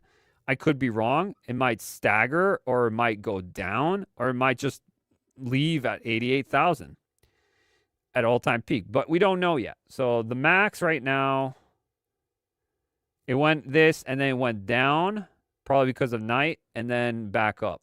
So I feel like this is going to be going up and down at the moment, but I feel like this is not going to be as hated as much as Highguard or Concord. I feel like this one will be just meh to most, because when I talked about this, it didn't interest me at all. I thought the models looked really bad, probably worse than Highguard, to be honest. Even Highguard had some good moments. the color palette is just throw up. It looks like an acid trip. And I heard people, even their eyes were hurting from the game, from so much epilepsies and just strobes and glitches. It just doesn't look good. Now, Bungie, this is an existing IP, and people are saying, oh, because it's a new IP, Resident Evil is doing better because it's an older IP. Marathon's an old IP too. It just has been dormant forever, and Bungie brought it back. And it's nothing compared to the old Marathon, if you see gameplay of it. So, there's a lot of cope going on. But even Ninja here, even though I'm not a big fan of Ninja, he quits on the game. Remember last time we saw him, he said this game's UI is so ass, the AI and everything, it's just ass. He just doesn't know what is going on. Insider Gaming. Ninja quits Marathon after an hour because the AI is hard. Is there a clip? There is a clip. All right, we're going to watch this real quick.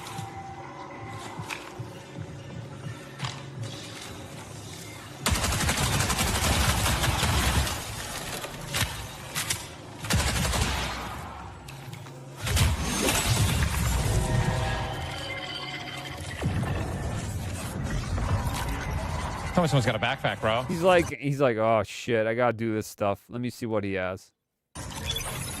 Yeah, also has proximity chat. Oh wait, it doesn't have proximity chat. They got rid of it because of the toxicity, like in Arc Raiders. So you can't even chat. It's just everyone for themselves kind of deal with your team, I guess.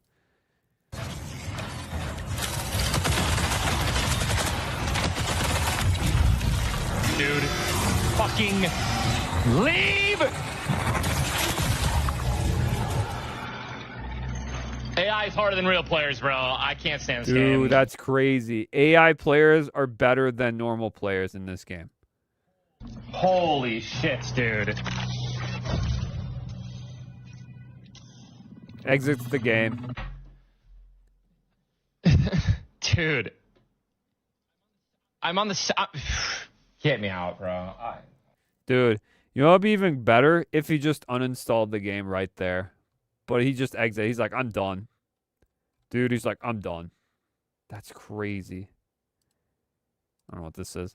But, yeah, he just quits on it because the AI was way better than the normal players, and he quit. Now, it's Ninja. So he could be quitting.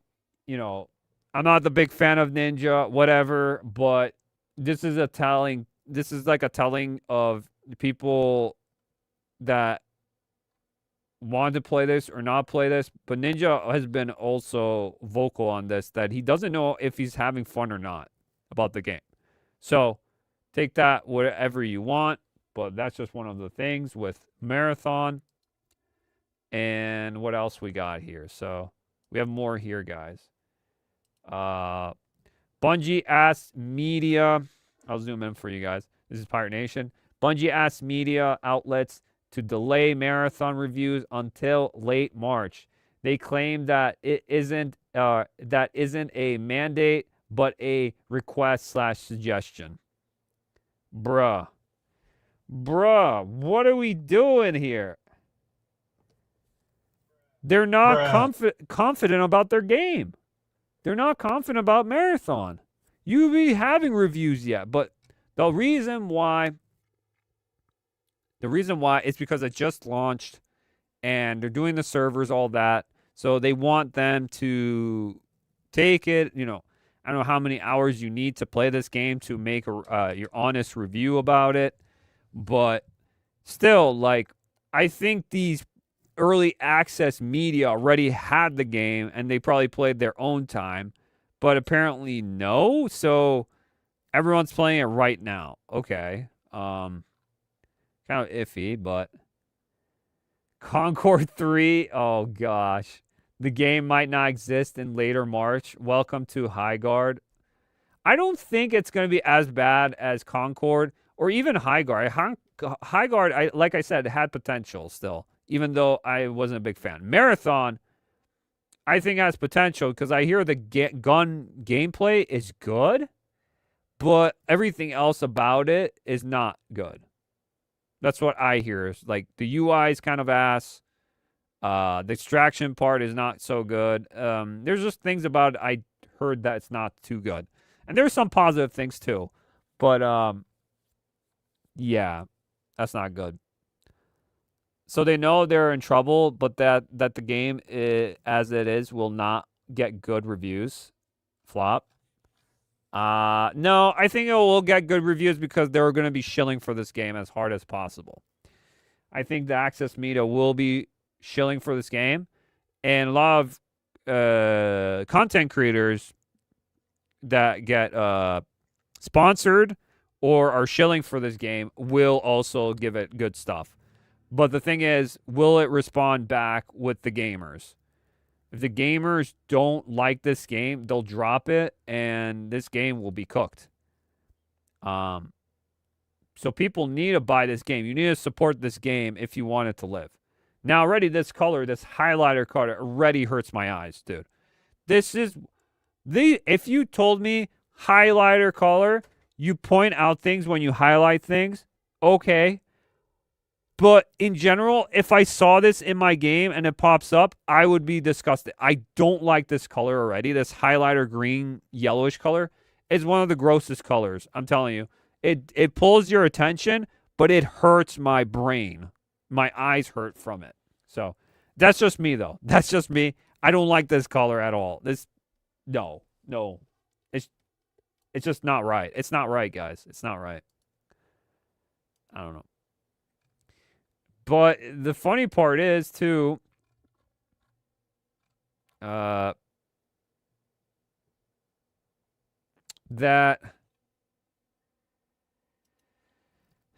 another one here. Indie card game Slay the Spire 2 has surpassed AAA game Marathon as Steam's global top seller. So this already had 22. Wait, this is top. Oh, top seller. So more people are buying the card game Slay the Spire 2 than Marathon. That's crazy. And people are going to be coping again. When Crimson Desert comes out, this is going to be crazy because Crimson Desert is having a lot of eyes on it. And it does look very interesting if it works out. But I think Crimson Desert will destroy Marathon for sure. For sure when it comes out.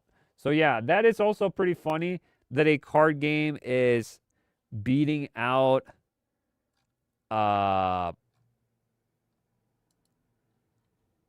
the Spire 2 is beating out Marathon. Another one here. Mega Crit devs of Slay the Spire 2 are now dunking on Bungie's Marathon. The game has broken 400,000 concurrent players on Steam, while Marathon don't even reach 100K. That's crazy. Let me see. Spire. Let me see where it is. I know some people are saying, "Oh, get rid of. We don't need the charts. This is the most transparent you're gonna ever get from Steam. No other company will tell you what's going on and how it's doing. Holy shit! I didn't know it's this good. What the fuck? I never played this game. This game's doing really good. This is doing better than Resident Evil. Holy shit! Let me see Resident Evil. Resident Evil Requiem. Is it coming up? No. Resident Evil Requiem. Let's see that. Yeah, it's doing better than Resident Evil. Even Resident Evil is doing pretty hot though. It went down a little bit, but it's still consistent enough. Resident Evil Requiem. So people are going back and playing this. This is good too. That's crazy. That's crazy. Wow. That Spire game is really good then, huh? That's crazy. Good shit. Good for them. They're dunking on them. That's pretty funny. That's a good one. That's a good one right there. Let's see what else we got with that. I think that's pretty much it with Marathon. Yeah. Yeah, I just wanted to bring up Marathon a little bit on here because it's the newest game that just came out. Again, guys, I'm not really interested in it. I just see what the conversation's about with it. And the conversation about it is very mixed. But most people I've seen that I've looked at are not really into it. I could be wrong. I know some people I've heard before, they said they actually enjoyed it. and I played it with their family and friends with it, and they enjoyed it. And then they're going to be picking it up, so that's fine. If you enjoyed it, that's fine with you. For me, in general, I'm not into that aesthetic, and I really don't like that. I'd rather play like Cyberpunk or, something in that vein, or Halo. To be honest, I'd rather play Halo, but I don't know. That's not my cup of tea. But you know what's my cup of tea? Resident Evil Requiem, guys. I don't even know how to start with Resident Evil Requiem. This is the last thing we're going to be talking about today. But before we do that, we got to see how it's doing.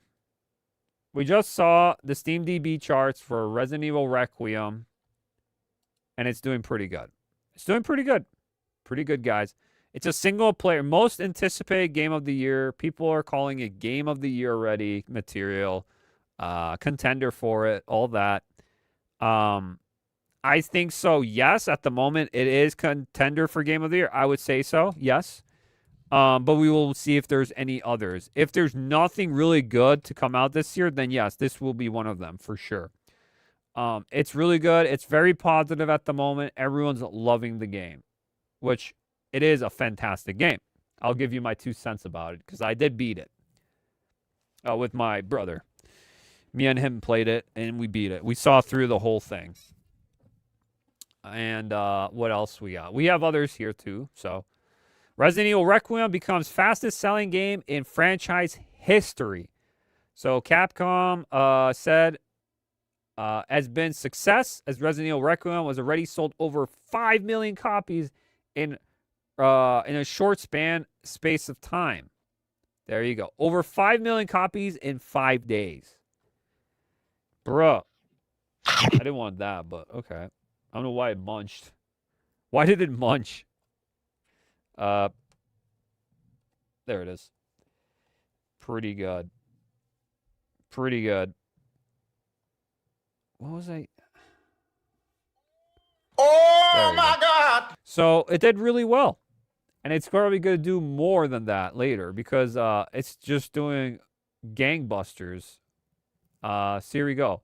Capcom also added that the press release that the franchise, as of December 31st, 2025, has sold over 183 million units, meaning Requiem takes their total closer to 190 million, is likely to surpass 200 million by the end of 2026. Additionally known, Dusk Golem claims that makes it the top-selling first week of Resident Evil games ever, overtaking previous record holders. The previous record holder was Resident Evil 6, which clocked in at 4.5 million copies sold in 1 week, whereas Requiem cleaned 5 million in only 5 days. There you go. So it's doing really well. Again, not a surprise. It's Resident Evil. It's a huge franchise. Resident Evil Requiem tops Metacritic's greatest games ever. So Resident Evil Requiem boosts Metacritic's highest score. Again, not a surprise. People are loving this game as they should. As they should. Because Resident Requiem, of how vague it was, I thought they're going to have some really crazy things going for it. And they did. But that's why I want to go into the spoilers for that too. What else we got here? We got some dumb things, though. Some cope here and there. Let's see. Resident Evil. Here we go. Another one here. Pirate Nation. Capcom reports that PC now makes up about 50% of total unit sales, with the sales expected to keep growing. They're expecting their PC development team and plan to apply technical improvements from Monster Hunter Wilds to upcoming titles. And there you go. This is what I'm saying. 50% already with PC. So I'm telling you, PC is growing, and Capcom sees it too. So they gotta optimize the games correctly because, Monster Hunter Wilds, Dragon's Dogma 2, really bad optimization. They probably fixed it by now, but there are also problems with Requiem as well, which I'll bring up here. If you have, let me try to bring it up here. There's other things here. still. If you have, I don't know if this helps, but this is by Nick Tack. They said disabling reasonable bar compatibility completely fixed the stuttering issues. I found it weird how that was the cause of the whole issue. Rebar is supposed to be to make games perform better, not worse. If you're on PC and experiencing stuttering issues in RE9, try disabling resizable bar. So he has better thing. Last time it was stuttery. So I heard this being not so good optimized on NVIDIA's, and AMD is perfectly fine. I have an AMD. I haven't had too much problems. I do have problems because my rig is an older build, so I had to lower a lot of settings on my end. But there is like a flickering issue that I don't know why when I move my camera it flickers here and there. But when my brother played on his PC, he didn't have no problems. He has a in-betweener where he has an NVIDIA and an AMD. So he has both styles on his PC, and it worked like a charm. It's pretty good on his end. It looked really good, really smooth. No problems there on that end. Not even crashing or anything. I didn't have any problems. I just had problems because my rig's a little bit different like that. It's an older rig. So there you go with that.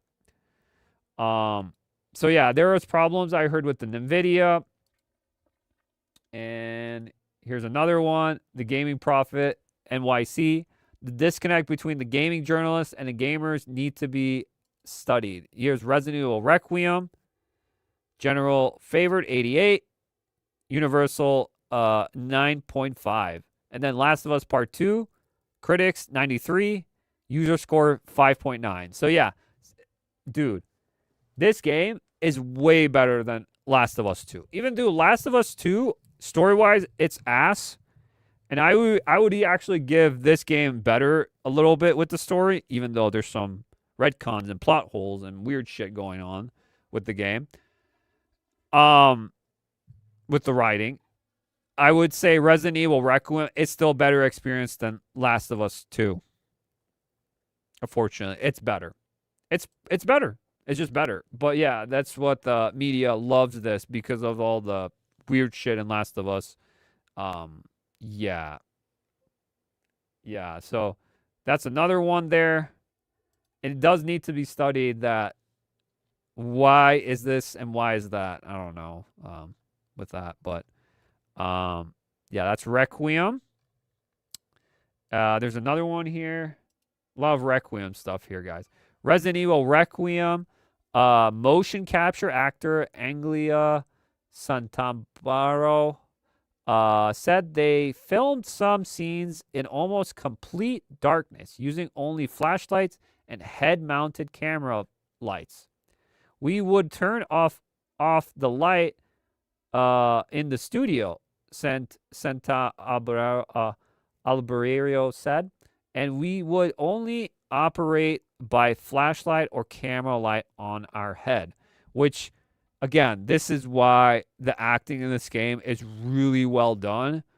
Grace actor is really good, and Leon actor really good, and everyone else, Gideon, and we're going to get to other spoilers later with other characters, but the acting in this game is so good. You can, like, feel it, like, they are trying their best to be scared, so they have to do all these environment things in real life to make it up, you know, kind of deal. So another awesome thing with this,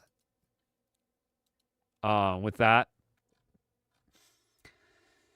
But we have some foolery going on as well. Besides that, there's another one here. This one's also good. I saw a Critical Drinker post this. Grace is roughly half his size and has no experience with such a weapon. Of course, she feels the recoil more. Shooting with the Requiem as Leon and Grace. Check this out. So I like the little details they do in the game too. The Requiem is like one of the most strongest like magnums that has ever been.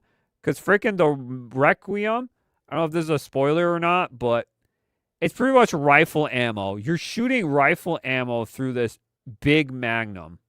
It's insane. Check this out.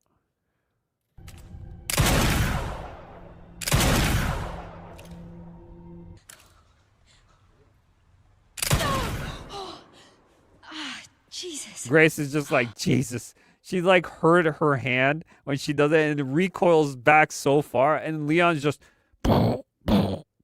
like, it's nothing. And then Grace is like, oh, Jesus, what the? And it just,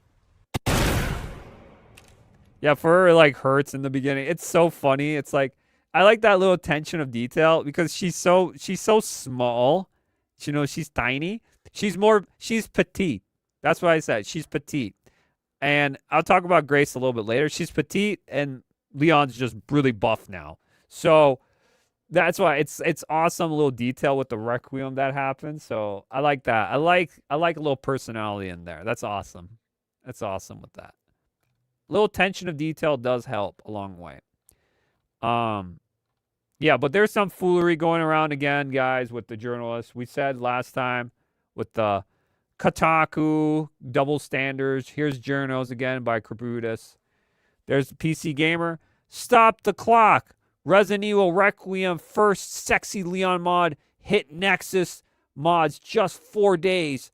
11 hours and 23 minutes after launch. Why is that gaming news? Why does that have to do with anything gaming news? Straight up. And then you have PC Gamer here. Like, again, look at this. The double standards. Gooner Game of the Year Stellar Blade mode mods are 41% smurf, ensuring gamers will never see the light of heaven. It is apparently always possible for there to be less clothing. So again with it's good for me but not for you kind of deal. Like, it's good when it's a man, but when it's a woman, it's no, you cannot do that. It's like, bruh, can we have equal things here? If women want to do that, good. If men want to do it, good. You goon as much as you want. I don't give two fucks. You do whatever you want in your own private time. But when you do things like this, where it's just not good, we can't sexualize women, but we can sexualize men. Bruh, the hypocrisy, the freaking opposite of it all. I'm telling you, it's so dumb. It's not even like the big problem in Resident Evil, to be honest. Like, I thought it would be worse, but it wasn't when I played it. Because I did read the spoilers, and I thought it's going to be worse. But yeah, that's another one here, guys. There's more, though. Like, straight up, there's more. Because the media is sort of liking this game, but they're sort of not. They're trying to say, oh, Resident Evil, oh, yeah, this and that. Like, we can't do that. Here's another one. And this is by IGN. Requiem, retcon of Resident Evil lore may signal the big changes are coming for a potential Resident Evil 5 remake. Spoilers. So we're not going to go on IGN, but Endymion already highlighted what it is. He said, IGN brings up Resident Evil 5 possibly needing to change the infected tribal warriors you shoot in the game because it is insensitive. But if it really isn't, the point of RE5 is to show just how evil Wesker and Umbrella are. They are willing to infect not only the African colony the game takes place in, but even the tribes outside of it. Umbrella has no problem with discrediting anything and has no respect for any of it. That's the point of it all. It's not that the game is racist. It's to convey that Umbrella is ran by supervillains. Why can't these people understand that? And there it is. Let me see. RE5 has been a subject of controversy. No, only for the main media. RE5 never had controversy ever. No one gives two fucks that it's in Africa. And Umbrella's doing some nasty shit there with Wesker and everyone. And Tricell. For racial insensitivity since before it was even released. And while your mileage, they vary on how big of a problem that is for you. It's difficult for absolute game of the accusation that even secondary protagonist Sheva Alamar being a heroic figure and eliminating how misguided some parts of RE5 are. It's not that the story can't be set in Africa, but the game's middle chapters with plague-infested tribal warriors could be easily swapped out for something that feels more with the contemporary accessibility. Dude, RE4 had the Spaniards too. You had different type of Spaniards even in RE4. You had RE6, you had Chinese. So it was worldwide. It's worldwide. But when it's in Africa, oh boy, that's the only way. That's the only problem. When it's in Africa, it's a big deal. You cannot do that. Bruh, you can do it. You can do it. Trust me. You can do anything they want. Capcom can do it. They don't have to listen to these people like IGN and the people that are always, oh, this is bad. This is... Fuck no, dude. It's not racist at all. It's not. It's literally you're protecting yourself against these bioweapons, the zombies that are infected people. It's like, oh no, I'm going to take this person's black. I can't fight back because I got to become a zombie with them. Blah, blah. I'm dead. Oh, he's eating me. Like, bro, what are we doing? It's not real. It's a video game. Why not take it place in different areas in the world? Why not there's other infected in the world? But Africa is a no-go? Are you fucking serious? Like, dude, when RE5 Remake comes out, it's gonna go crazy, dude. The media is gonna lose their shit, and people are gonna love it. Trust me, they're gonna love that when it does happen. What else we got? We got double standards again here, guys. Here's Mugen Lord. I have no problem with both men and women simply simping over a fictional character, but you notice it's only problematic when straight men sexualize fictional female characters in entertainment. And this is pretty much kind of a spoiler in some areas, but it's not really. It's almost in the beginning of the game, so the day won't come. Sorry. I don't know who this is. By Kleena? I don't know. This is some streamer. RE5. So this is what happens. And she starts gooning for Leon. She's gooning hard, guys. All these women are thirsty for Leon. All of them are. It's so crazy. And then they call men misogynist, and you cannot do that. It's like when men are like fascinated by a woman's, presence and how she looks, and they're like, holy shit, she looks like a badass. I love her design. She's so sexy, No, you can't do that. But these women go like they're like thirst traps for them. It's crazy. Check this out. Okay, I'm not gonna lie. That's kind of sexy. Why are we doing this? Why is he strapped on the chair? Oh my god, the things I would do to this man that I cannot say on Twitch.tv for all sorts of reasons. Yeah. Huh?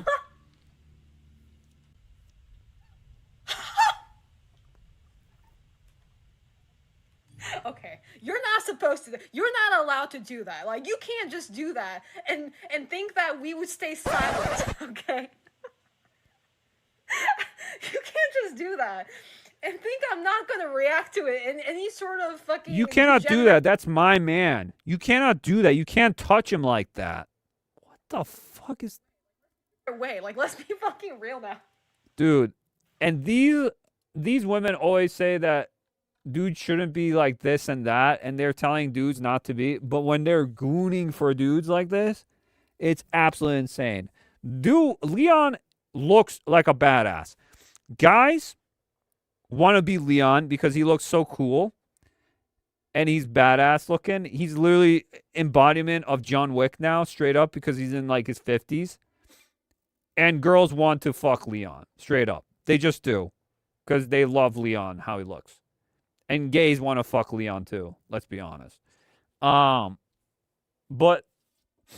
I'm telling you, the double standards I always see online, where you can't do this, I can't believe you do this. Like, it's so ridiculous, dude. It's so absolutely insane. And there's another one here. Mugen Lord posted another one. I have to give my boy Leon the credit for exposing the hypocrisy of all this. I just want to make this clear. Ladies and fellas should be able to thirst for fictional characters, but the rules are applied differently for straight men. And that should be the case. Leon has the effect on women. And this is Aru. She's like a bigger streamer, Aru. And she's thirsting for Leon at this point. Look at this. Leon, what's your sit rep? I'm going after Victor.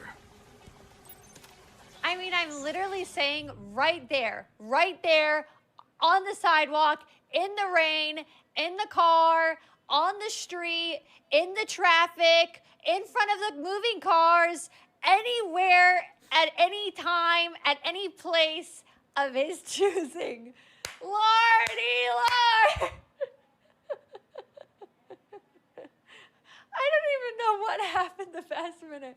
My mind shut off the past minute. What just happened? Dude, she's so giddy right now and everything. She's like laughing. She's hot and bothered right now. Like, bruh. She's gooning. She has the hot for Leon. Bruh. This is what I'm saying. The hypocrisy. You cannot do this. And when a dude says this girl looks hot, it's like, oh yeah, she looks good. And stuff, you know? It's like, it's okay to like a character on how they look. But this is like, bro, these are the people, like, the opposites of it. But that's not even like the big deal about Resident Evil. I'm telling you, the media is pushing it out of control in some areas. Yes, and there are hypocrisies and different things that are allowed and not allowed. Again, it's retarded. We know. Fuck everyone that thinks if you want to go into a character, if you want to like a character design and you enjoy them, you can, like literally what Mugen Lore, you can thirst. That's okay. But when it's straight men that are doing this and are okay, it's like it's not okay, like kind of deal. It doesn't really matter. You know, it's not a real person, first of all. So again, it's just retarded. It's retarded to the max. Doesn't make no sense. And yeah, it's really dumb. So here's another one. Apparently this is happening, guys. This is rumored. Take this with a grain of salt, guys. It's rumored. Full production of Resident Evil 1 Remake is underway. Though years out, according to leaked Dust Golem, this would mean Capcom is currently working on these RE projects. Again, Dust Golem, he had some things that he was right about and some things he was wrong about. This would mean Capcom is currently working on these RE projects. RE Code Veronica remakes, stated for 2027. RE0 remake slated for 2028. RE10 slated for 2029. And RE1 remake, again, remake of the remake. No date yet. So they're doing that. And no RE5 yet. So that's good. We don't need RE5 yet. Not yet. And I'm interested in the next thing they're going to be doing with these remakes, because RE9, I don't want to spoil yet, but there are some things I'm questioning what they're going to do with Code Veronica and RE0 next. I really am. I'm questioning, and RE1, because they might have to change some things around. Just a bit. They're going to have to change things a bit, because they've been doing that for the other ones, and they've been changing things here and there already. But it's going to be interesting what happens next with that. Let me see. There's more here, guys. So RE1 is getting one, huh? Pretty interesting. Here we go. Even Mugen Lord.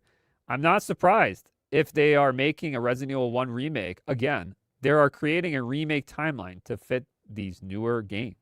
Yes, they are. Yes, they are. They're doing this because a lot of what 9 had a lot of stuff from the remakes. So take that as you are. But some OG fans might not like that. Might not like that one bit. More lengthy-wise than today. Resident Evil Requiem. Maybe I'll do an After Dark special. That would be cool with Resident Evil.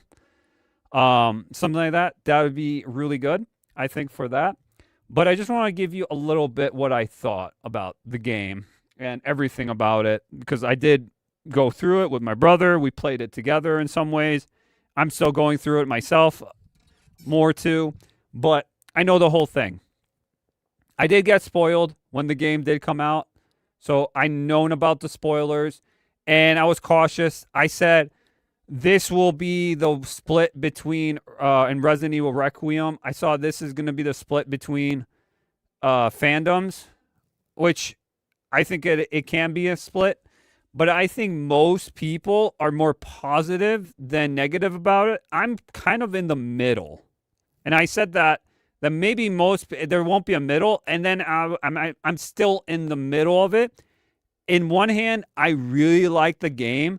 There's a lot of good elements to the game, and some not so much, but as well as the bad part about it is the writing. It's not even the characters or the villains, the characters, the heroes, or stuff going around. It's just the writing is a little bit all over the place in some areas. Yes, there are parts where it makes sense. That's what's going to happen. You already know. And then some, it's not clear enough.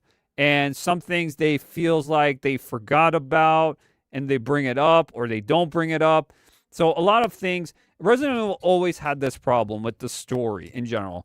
I know it's kooky and crazy and then some, but it's very invested with Umbrella, Spencer, and a lot of these other characters intertwined in the story of this whole organization and what's happening and what they have been doing, experiments and all that.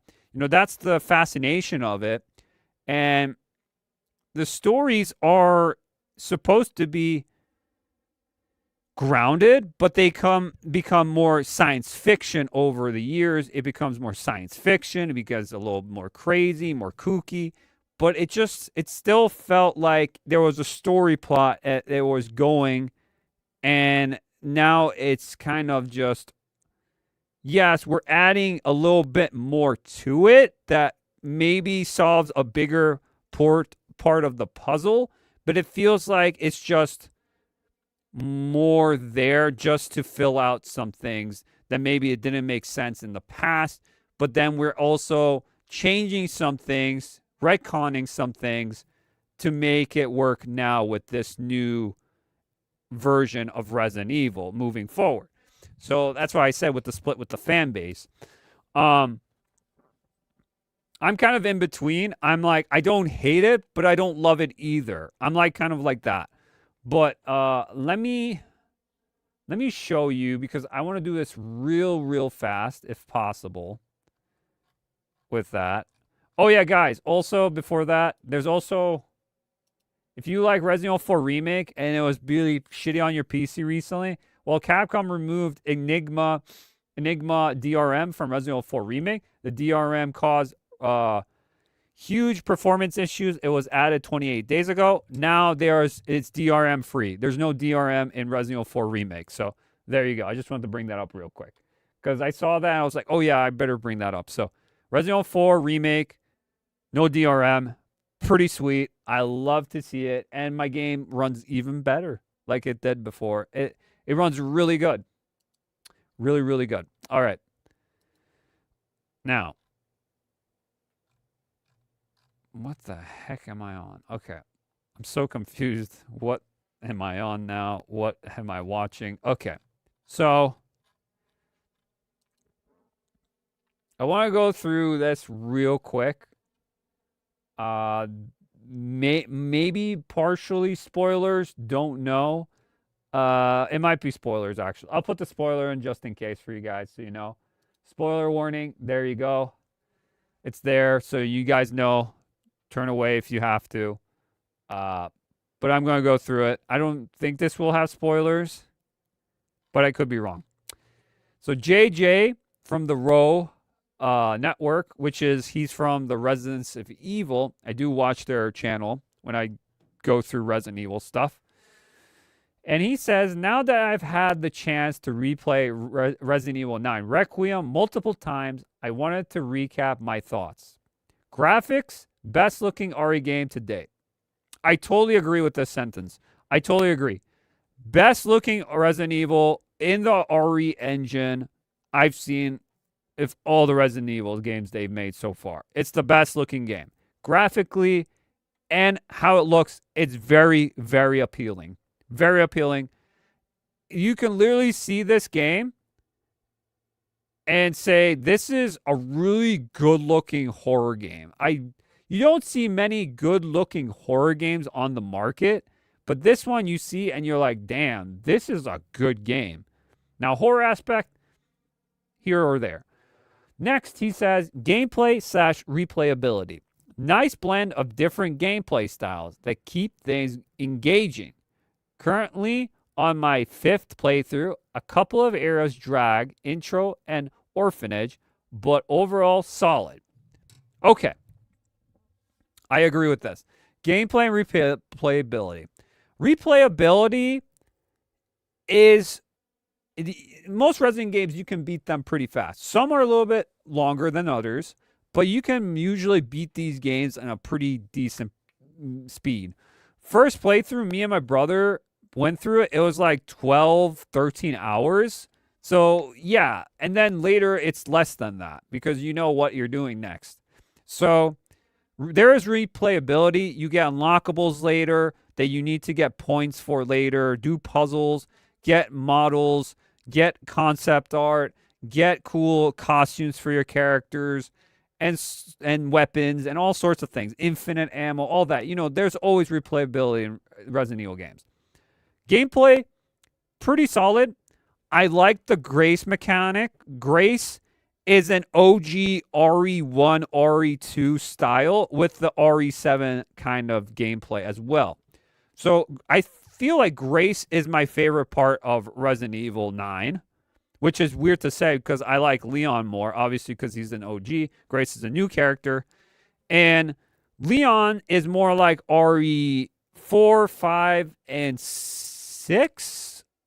Yeah, something like that. He's more action-oriented. He's like, Grace is more new to this whole thing, of this horror thing. Yes, she's an FBI analyst, and she's trying to get her way through. She has some experience with a pistol, I guess, but she's also very frightened by all the things that are happening around her, which is weird, but okay. She never seen these. She's frightened. She only read them. She never experienced them. And she's dumped into this whole environment, and she has to get her way out of here. So she's trying to escape, all that. And it's literally just straight up RE2, almost like the police station, or even the Spencer Mansion in some way, with the first area you're in, and it plays just like that kind of gameplay. And then you have Leon, where it's split all the time. You have Grace, and then you have Leon. And Leon's is just action. You have a merchant kind of character. It's not really a character. It's just a box. And you save, obviously. Typewriter's back again, everything. Even ink ribbons are back in some way. And it's the BSA things. He grabs the loot out of the box. He can upgrade his weapons and all that. Grace is just, you find a pouch. You get the pouch. You can get more stuff. Customize your stuff.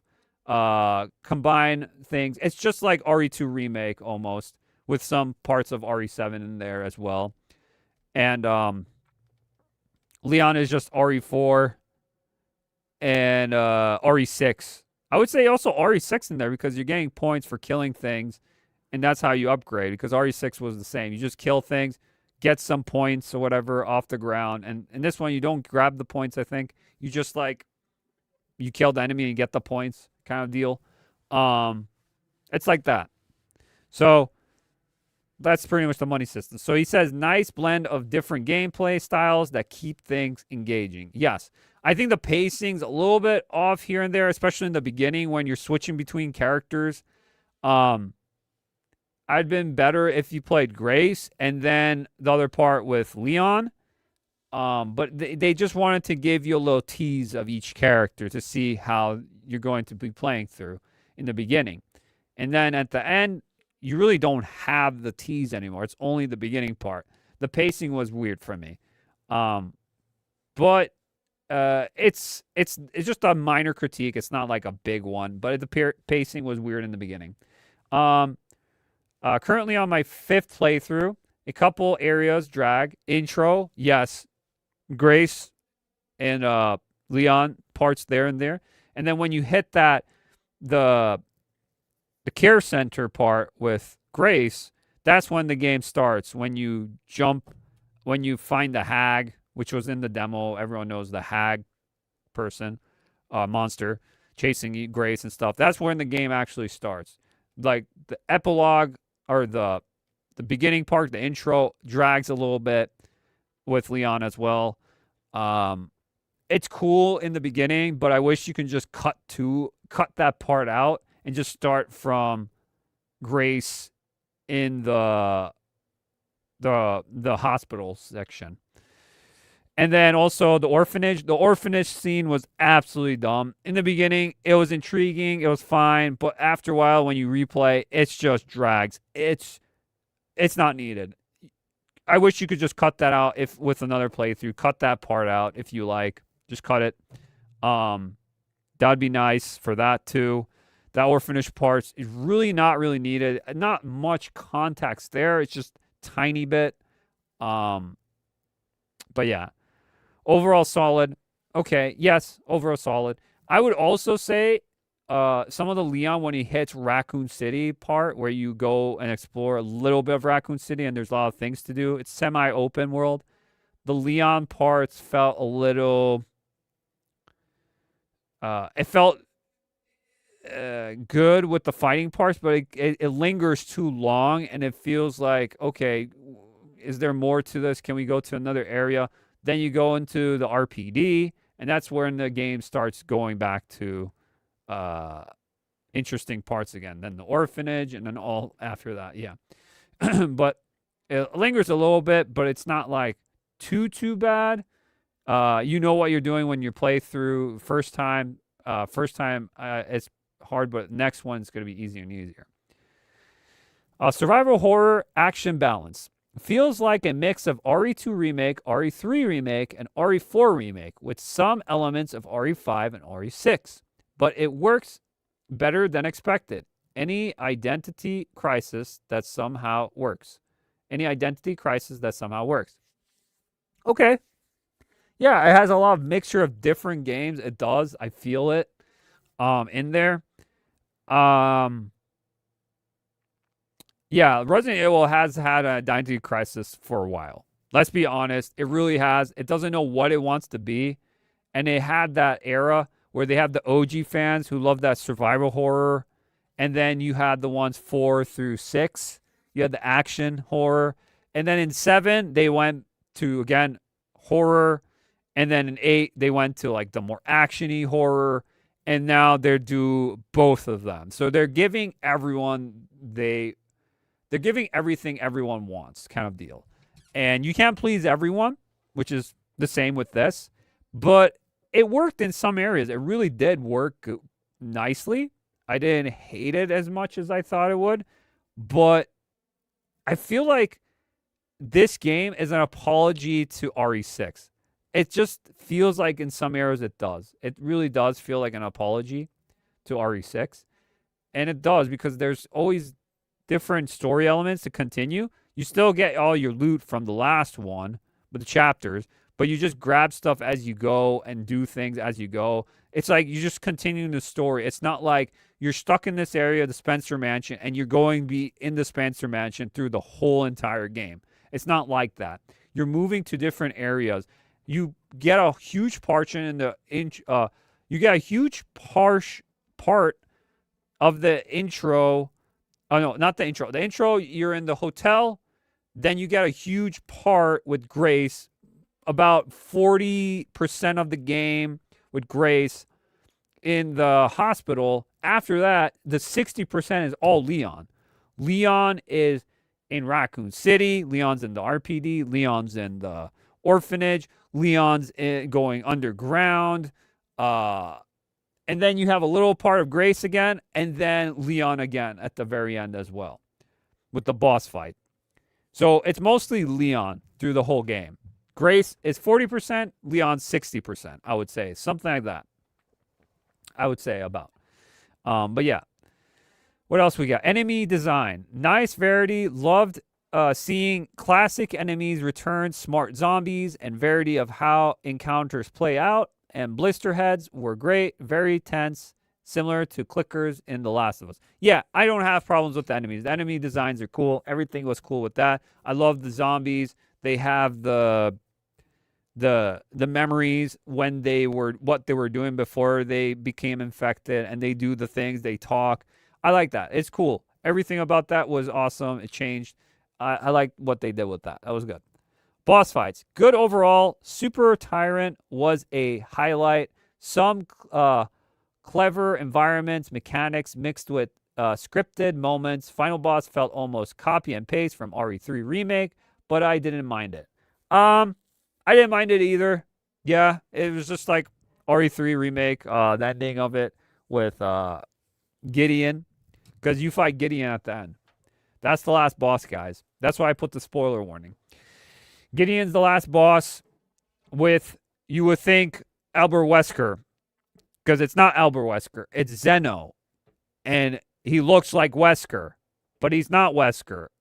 And people are saying, is he a clone? Is he from the kids that were experimented on with Project W? I don't know. But I want to speculate that on another time. And for sure, that would be one of them.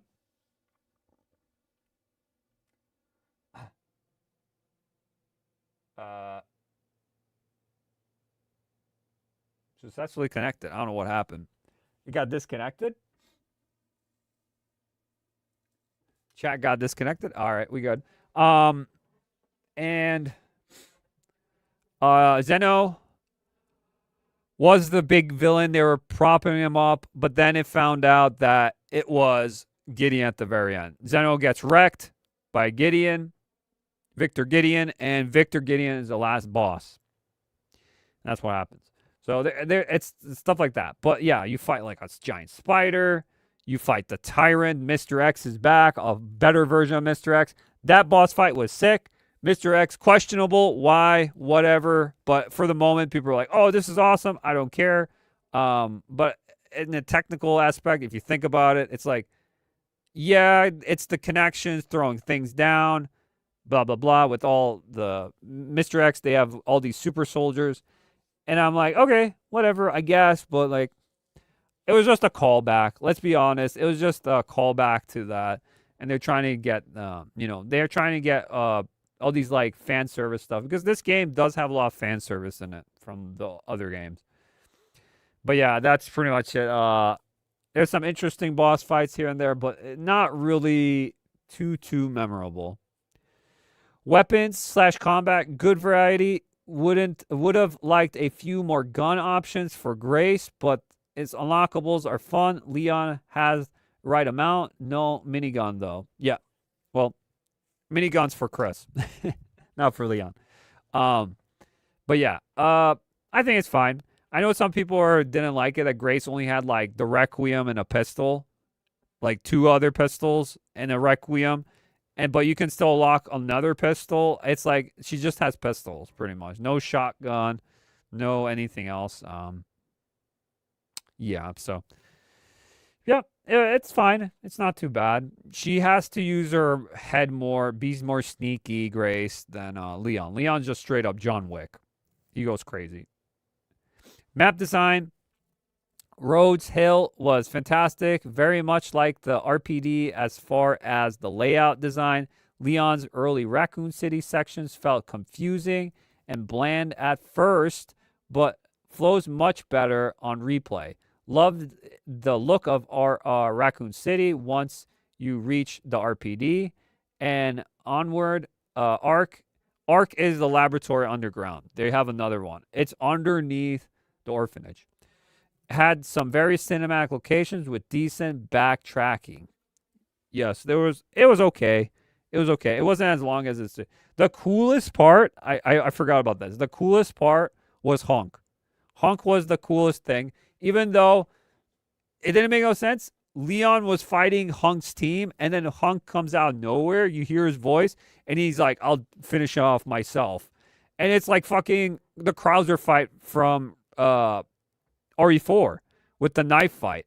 And you're fighting with your axe and his axe and knives and guns, and it's like crazy battle with Hunk. And he's like, yeah, if you don't know who Hunk is, he is the Grim Reaper. He's part of the squad that took down took the G virus in Fourth Survivor, and RE2 is a mode where you play as Hunk and you grab the G virus and he takes it and survives through the whole thing.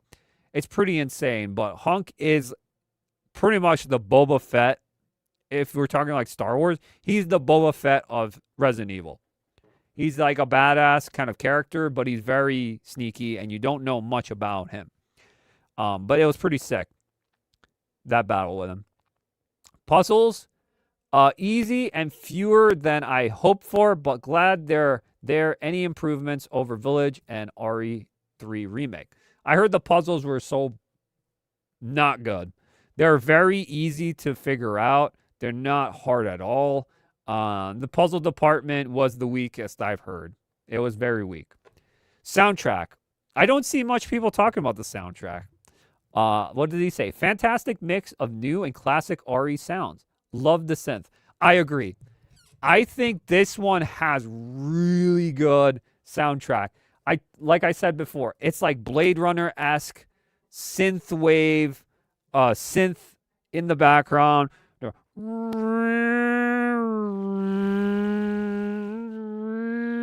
And then it's just ambient music. And then it's just like boom, boom, boom, boom, boom, boom, boom. It's like heart-rushing music. And it's just really good. Like Leon's and Grace's 2 safe themes, they're different. You know, it's so good. Some of the music's really good in this game. It's not like a banger music from like other Resident Evils that you're gonna remember. Really, to be honest, it's like it's gonna be forgettable, like the save theme. Some of them I remember, but this one had some really good like synth parts where I'm like, okay, this is cool. It's like a crime. That's why I said I wanted to make it like a crime style with the synth in there. Very Blade Runner-esque, especially in the first part with the rain. Yeah, it's cool. Side content, a couple of unlockable outfits, weapons, and perks.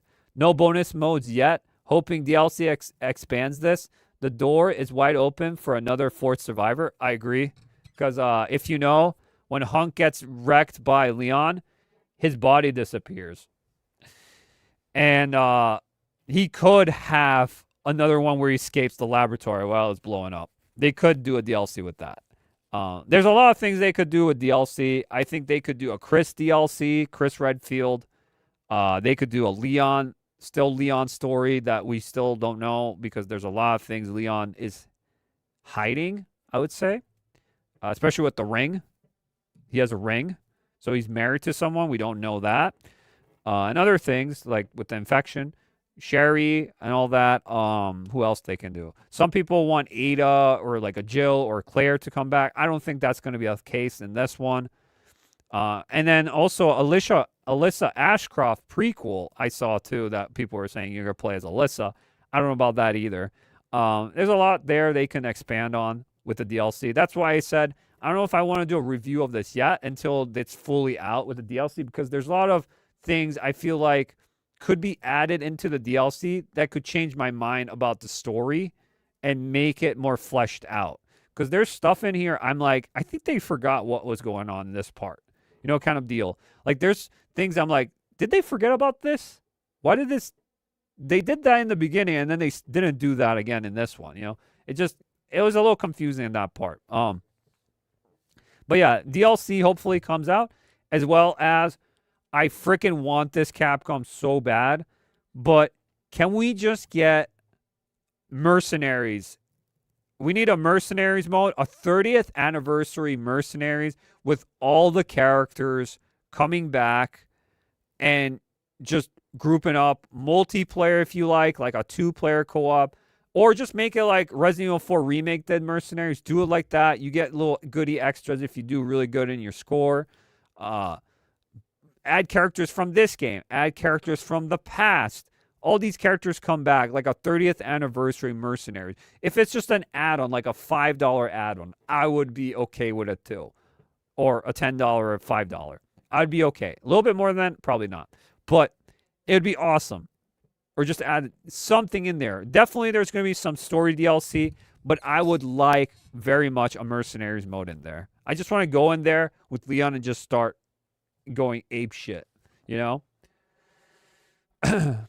Also, now I think about it, I didn't touch this up.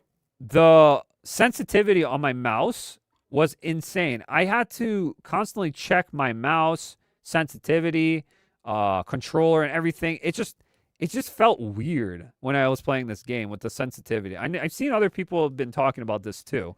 With Grace, it was weird, and then with Leon, it was weird. So I had to get used to it. It's also Leon's more older now, and some people say, oh, maybe he's more slower in his combat styles, and you're slower. I'm like, no, it's just something with the aiming felt off. That was just it. So you have to play with it. Story, decent, but a bit convoluted, with a few plot holes. Love the references to past RE games. The core plot is kind of silly when you think about it, but still kept me interested. Yeah, it was still interesting till the very end. It was a roller coaster. But yeah, when you think about it and you look at it as a whole from all the Resident Evil stories, it's so freaking weird, the story. There's so many twists and turns and no explanation of anything. You just assume that that's what happened. Like, everything is just assumption by now. Like, I assume Zeno is a clone of Wesker, but you don't really know if he's a clone of Wesker.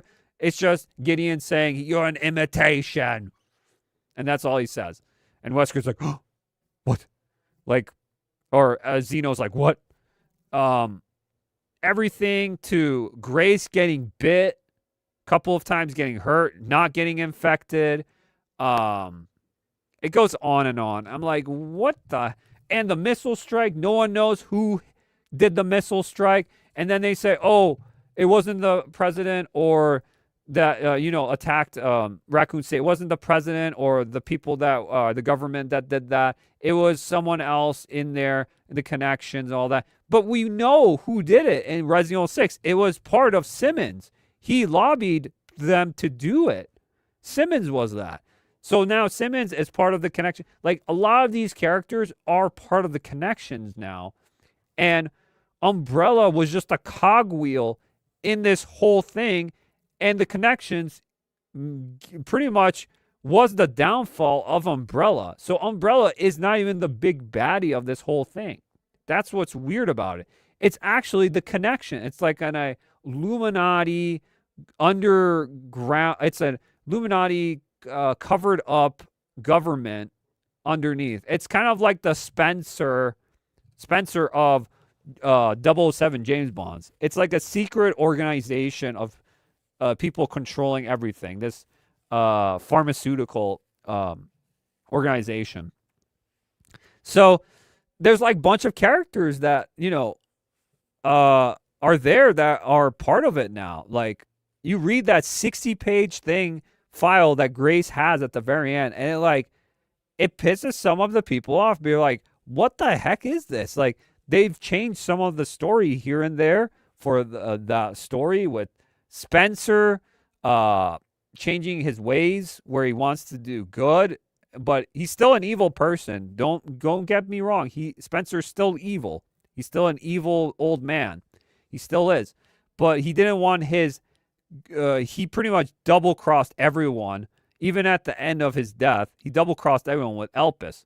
When you find out Elpis is actually the cure and not a thing that they thought would be a controllable device to control the masses, when in real life it was just a cure against the T virus.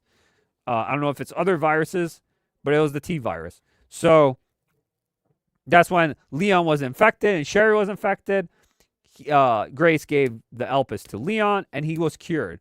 And the spoiler said he de-aged from it. He did not de-age. That was wrong. And a lot of people got pissed because of that.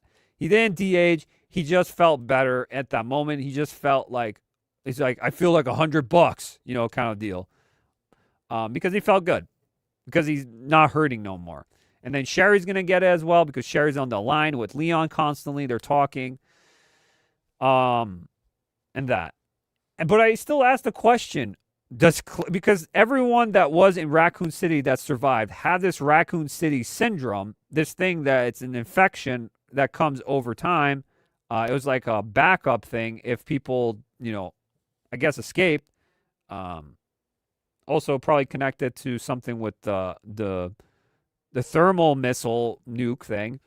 Also, I don't know. It's really it's not really too clear at some points with that. But like Leon and Sherry has it, but why even Hunk has it? Hunk had it too. When you see him die, you see his hand, he has the black stuff on his hand. He was dying too.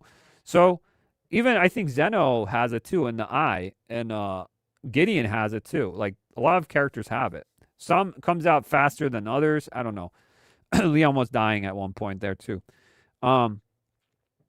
Leon, Sherry, Ada, Claire, Jill, like all these people were in Raccoon City that survived, but only Sherry and Leon are there. Like, where's Claire? Where's Ada? Where's Jill? They should be infected with the syndrome too in some way.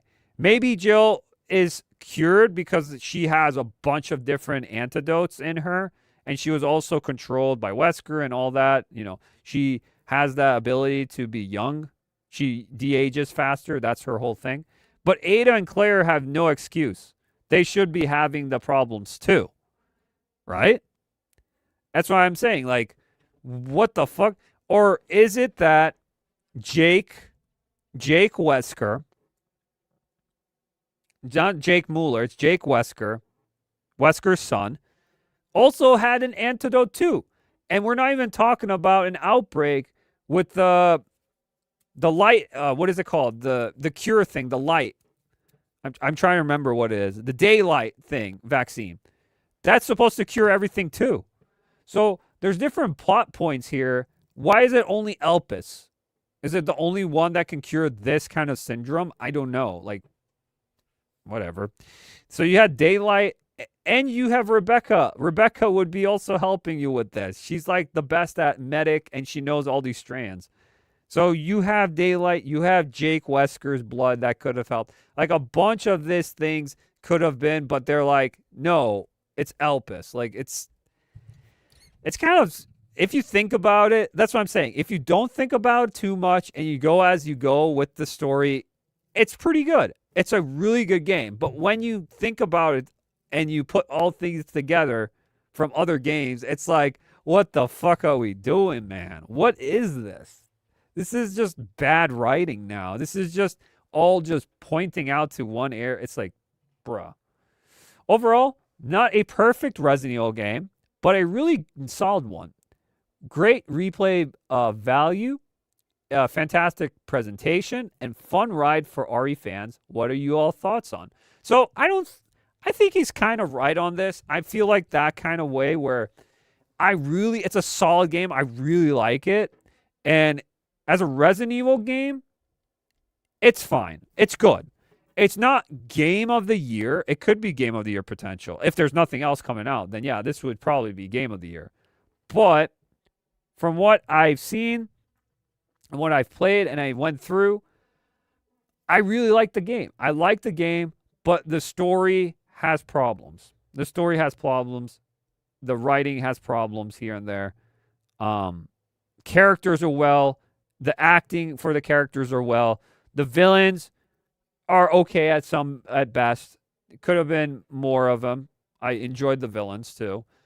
More than others. I think the Zeno one was really not really needed. I think he was just a ripoff, and he was a ripoff. We found out then.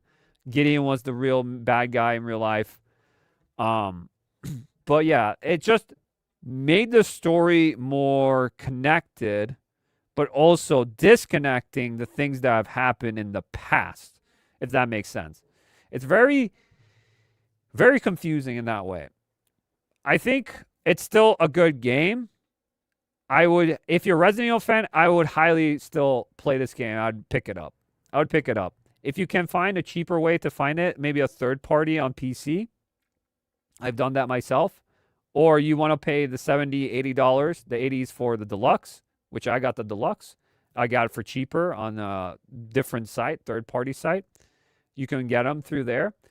Some of them are trusted. There's trusted PC keys you can get in different places, and they're trusted. So I got the deluxe for cheaper, and I enjoyed it. I enjoyed the game. I enjoyed what I saw and what I think. But there are parts in this game that are very critiqued. That's with me with Final Fantasy VII Remake. I enjoyed the game. The presentation's good. The gameplay's good. The story is where it falls. The story's all convoluted because it's doing the same thing or it could be doing worse. Actually, it might be doing worse because it's 30 years. Final Fantasy is just one game. Final Fantasy VII is just one game. So this one's more games. So, yeah, it branches out. It could be doing worse, but you know what? I think either way, it's the same thing with the story. The story is not the best. The writing's all over the place. It's fanfic. This is kind of in the realm of fanfic, but also trying to please a lot of people, but also trying to get a lot of people their good fates with Resident Evil back again. But it turns out too much gangling of the chains, which sometimes it worked and sometimes it didn't. Sometimes it's questionable. But I still went through the ride and I felt like it was still a polished game where it's just either way, the bad, if the gameplay was ass and I didn't like where it was going, then I would be like, okay, this game is trash. It's not a good game. This is the worst Resident Evil yet. Even with RE6, I don't like the gameplay. The story beats, some of them are interesting enough where I'm intrigued in 6, but it's not like a bad game. That's why I say there's not really a Resident Evil game that's really bad per se. Maybe some of the spin-offs, I guess, but it's not that bad. Usually Resident Evil games are pretty solid.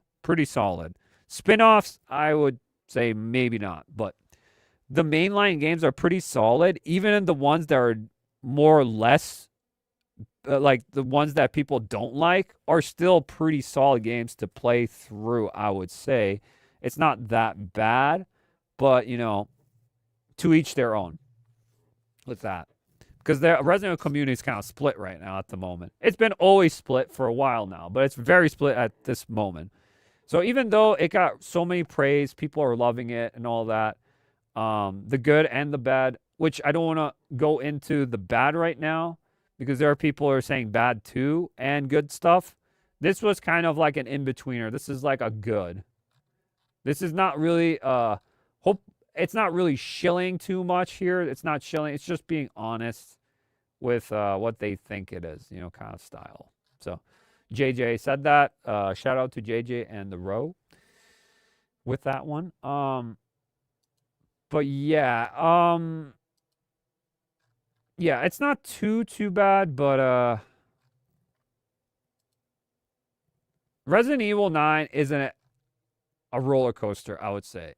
It has ups, it has downs, but it still goes to the point where you feel like you had fun. Resident Evil 9 Requiem is a fun game. And I feel like it's still fun. Even with a second playthrough, it's fun. Even though there are problems here and there with the story beats and things that could have been changed at some points. And some writing parts were absolutely stupid. Just for wow factor sometimes. And I'm like, oh, God, we're doing this again, you know, kind of deal. And sometimes it was just badass where I was like, oh, fuck, this is so sick right now. Like, how is this game? Like, some parts you're like, oh, this part's so good. And then the other parts you're like, damn, this didn't hit that hard. This was weird. Like, what the fuck, you know, kind of deal. You know, it's like, it's up and down. It literally was up and down for me for most of the time. But it was still a good experience. I liked it. So far, definitely game of the year for me, for sure.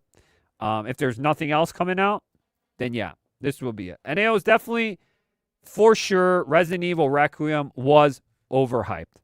It's an overhyped game. And if I have to give it like a rating, I usually put my ratings buy, wait for a sale, or skip. I would say wait for a sale, but if you're a Resident Evil fan, I would say buy. If you're a normal person and don't want to spend that much money, wait for a sale. Normal gamer. But for the experience, it's really good. I would give it... It's not the best Resident Evil game. It is not. But it is really good from the new ones. I agree. It's really good. Because I wasn't a big fan of the Ethan story. So it already brings it up. It's between a 7 or an 8, I would give this game. 7.5 or a 7, I would say. I know it's a little bit harsh, and the Mimi IGN 7. So I would say wait for a sale. If you're a fan, buy. And I would give it like a C.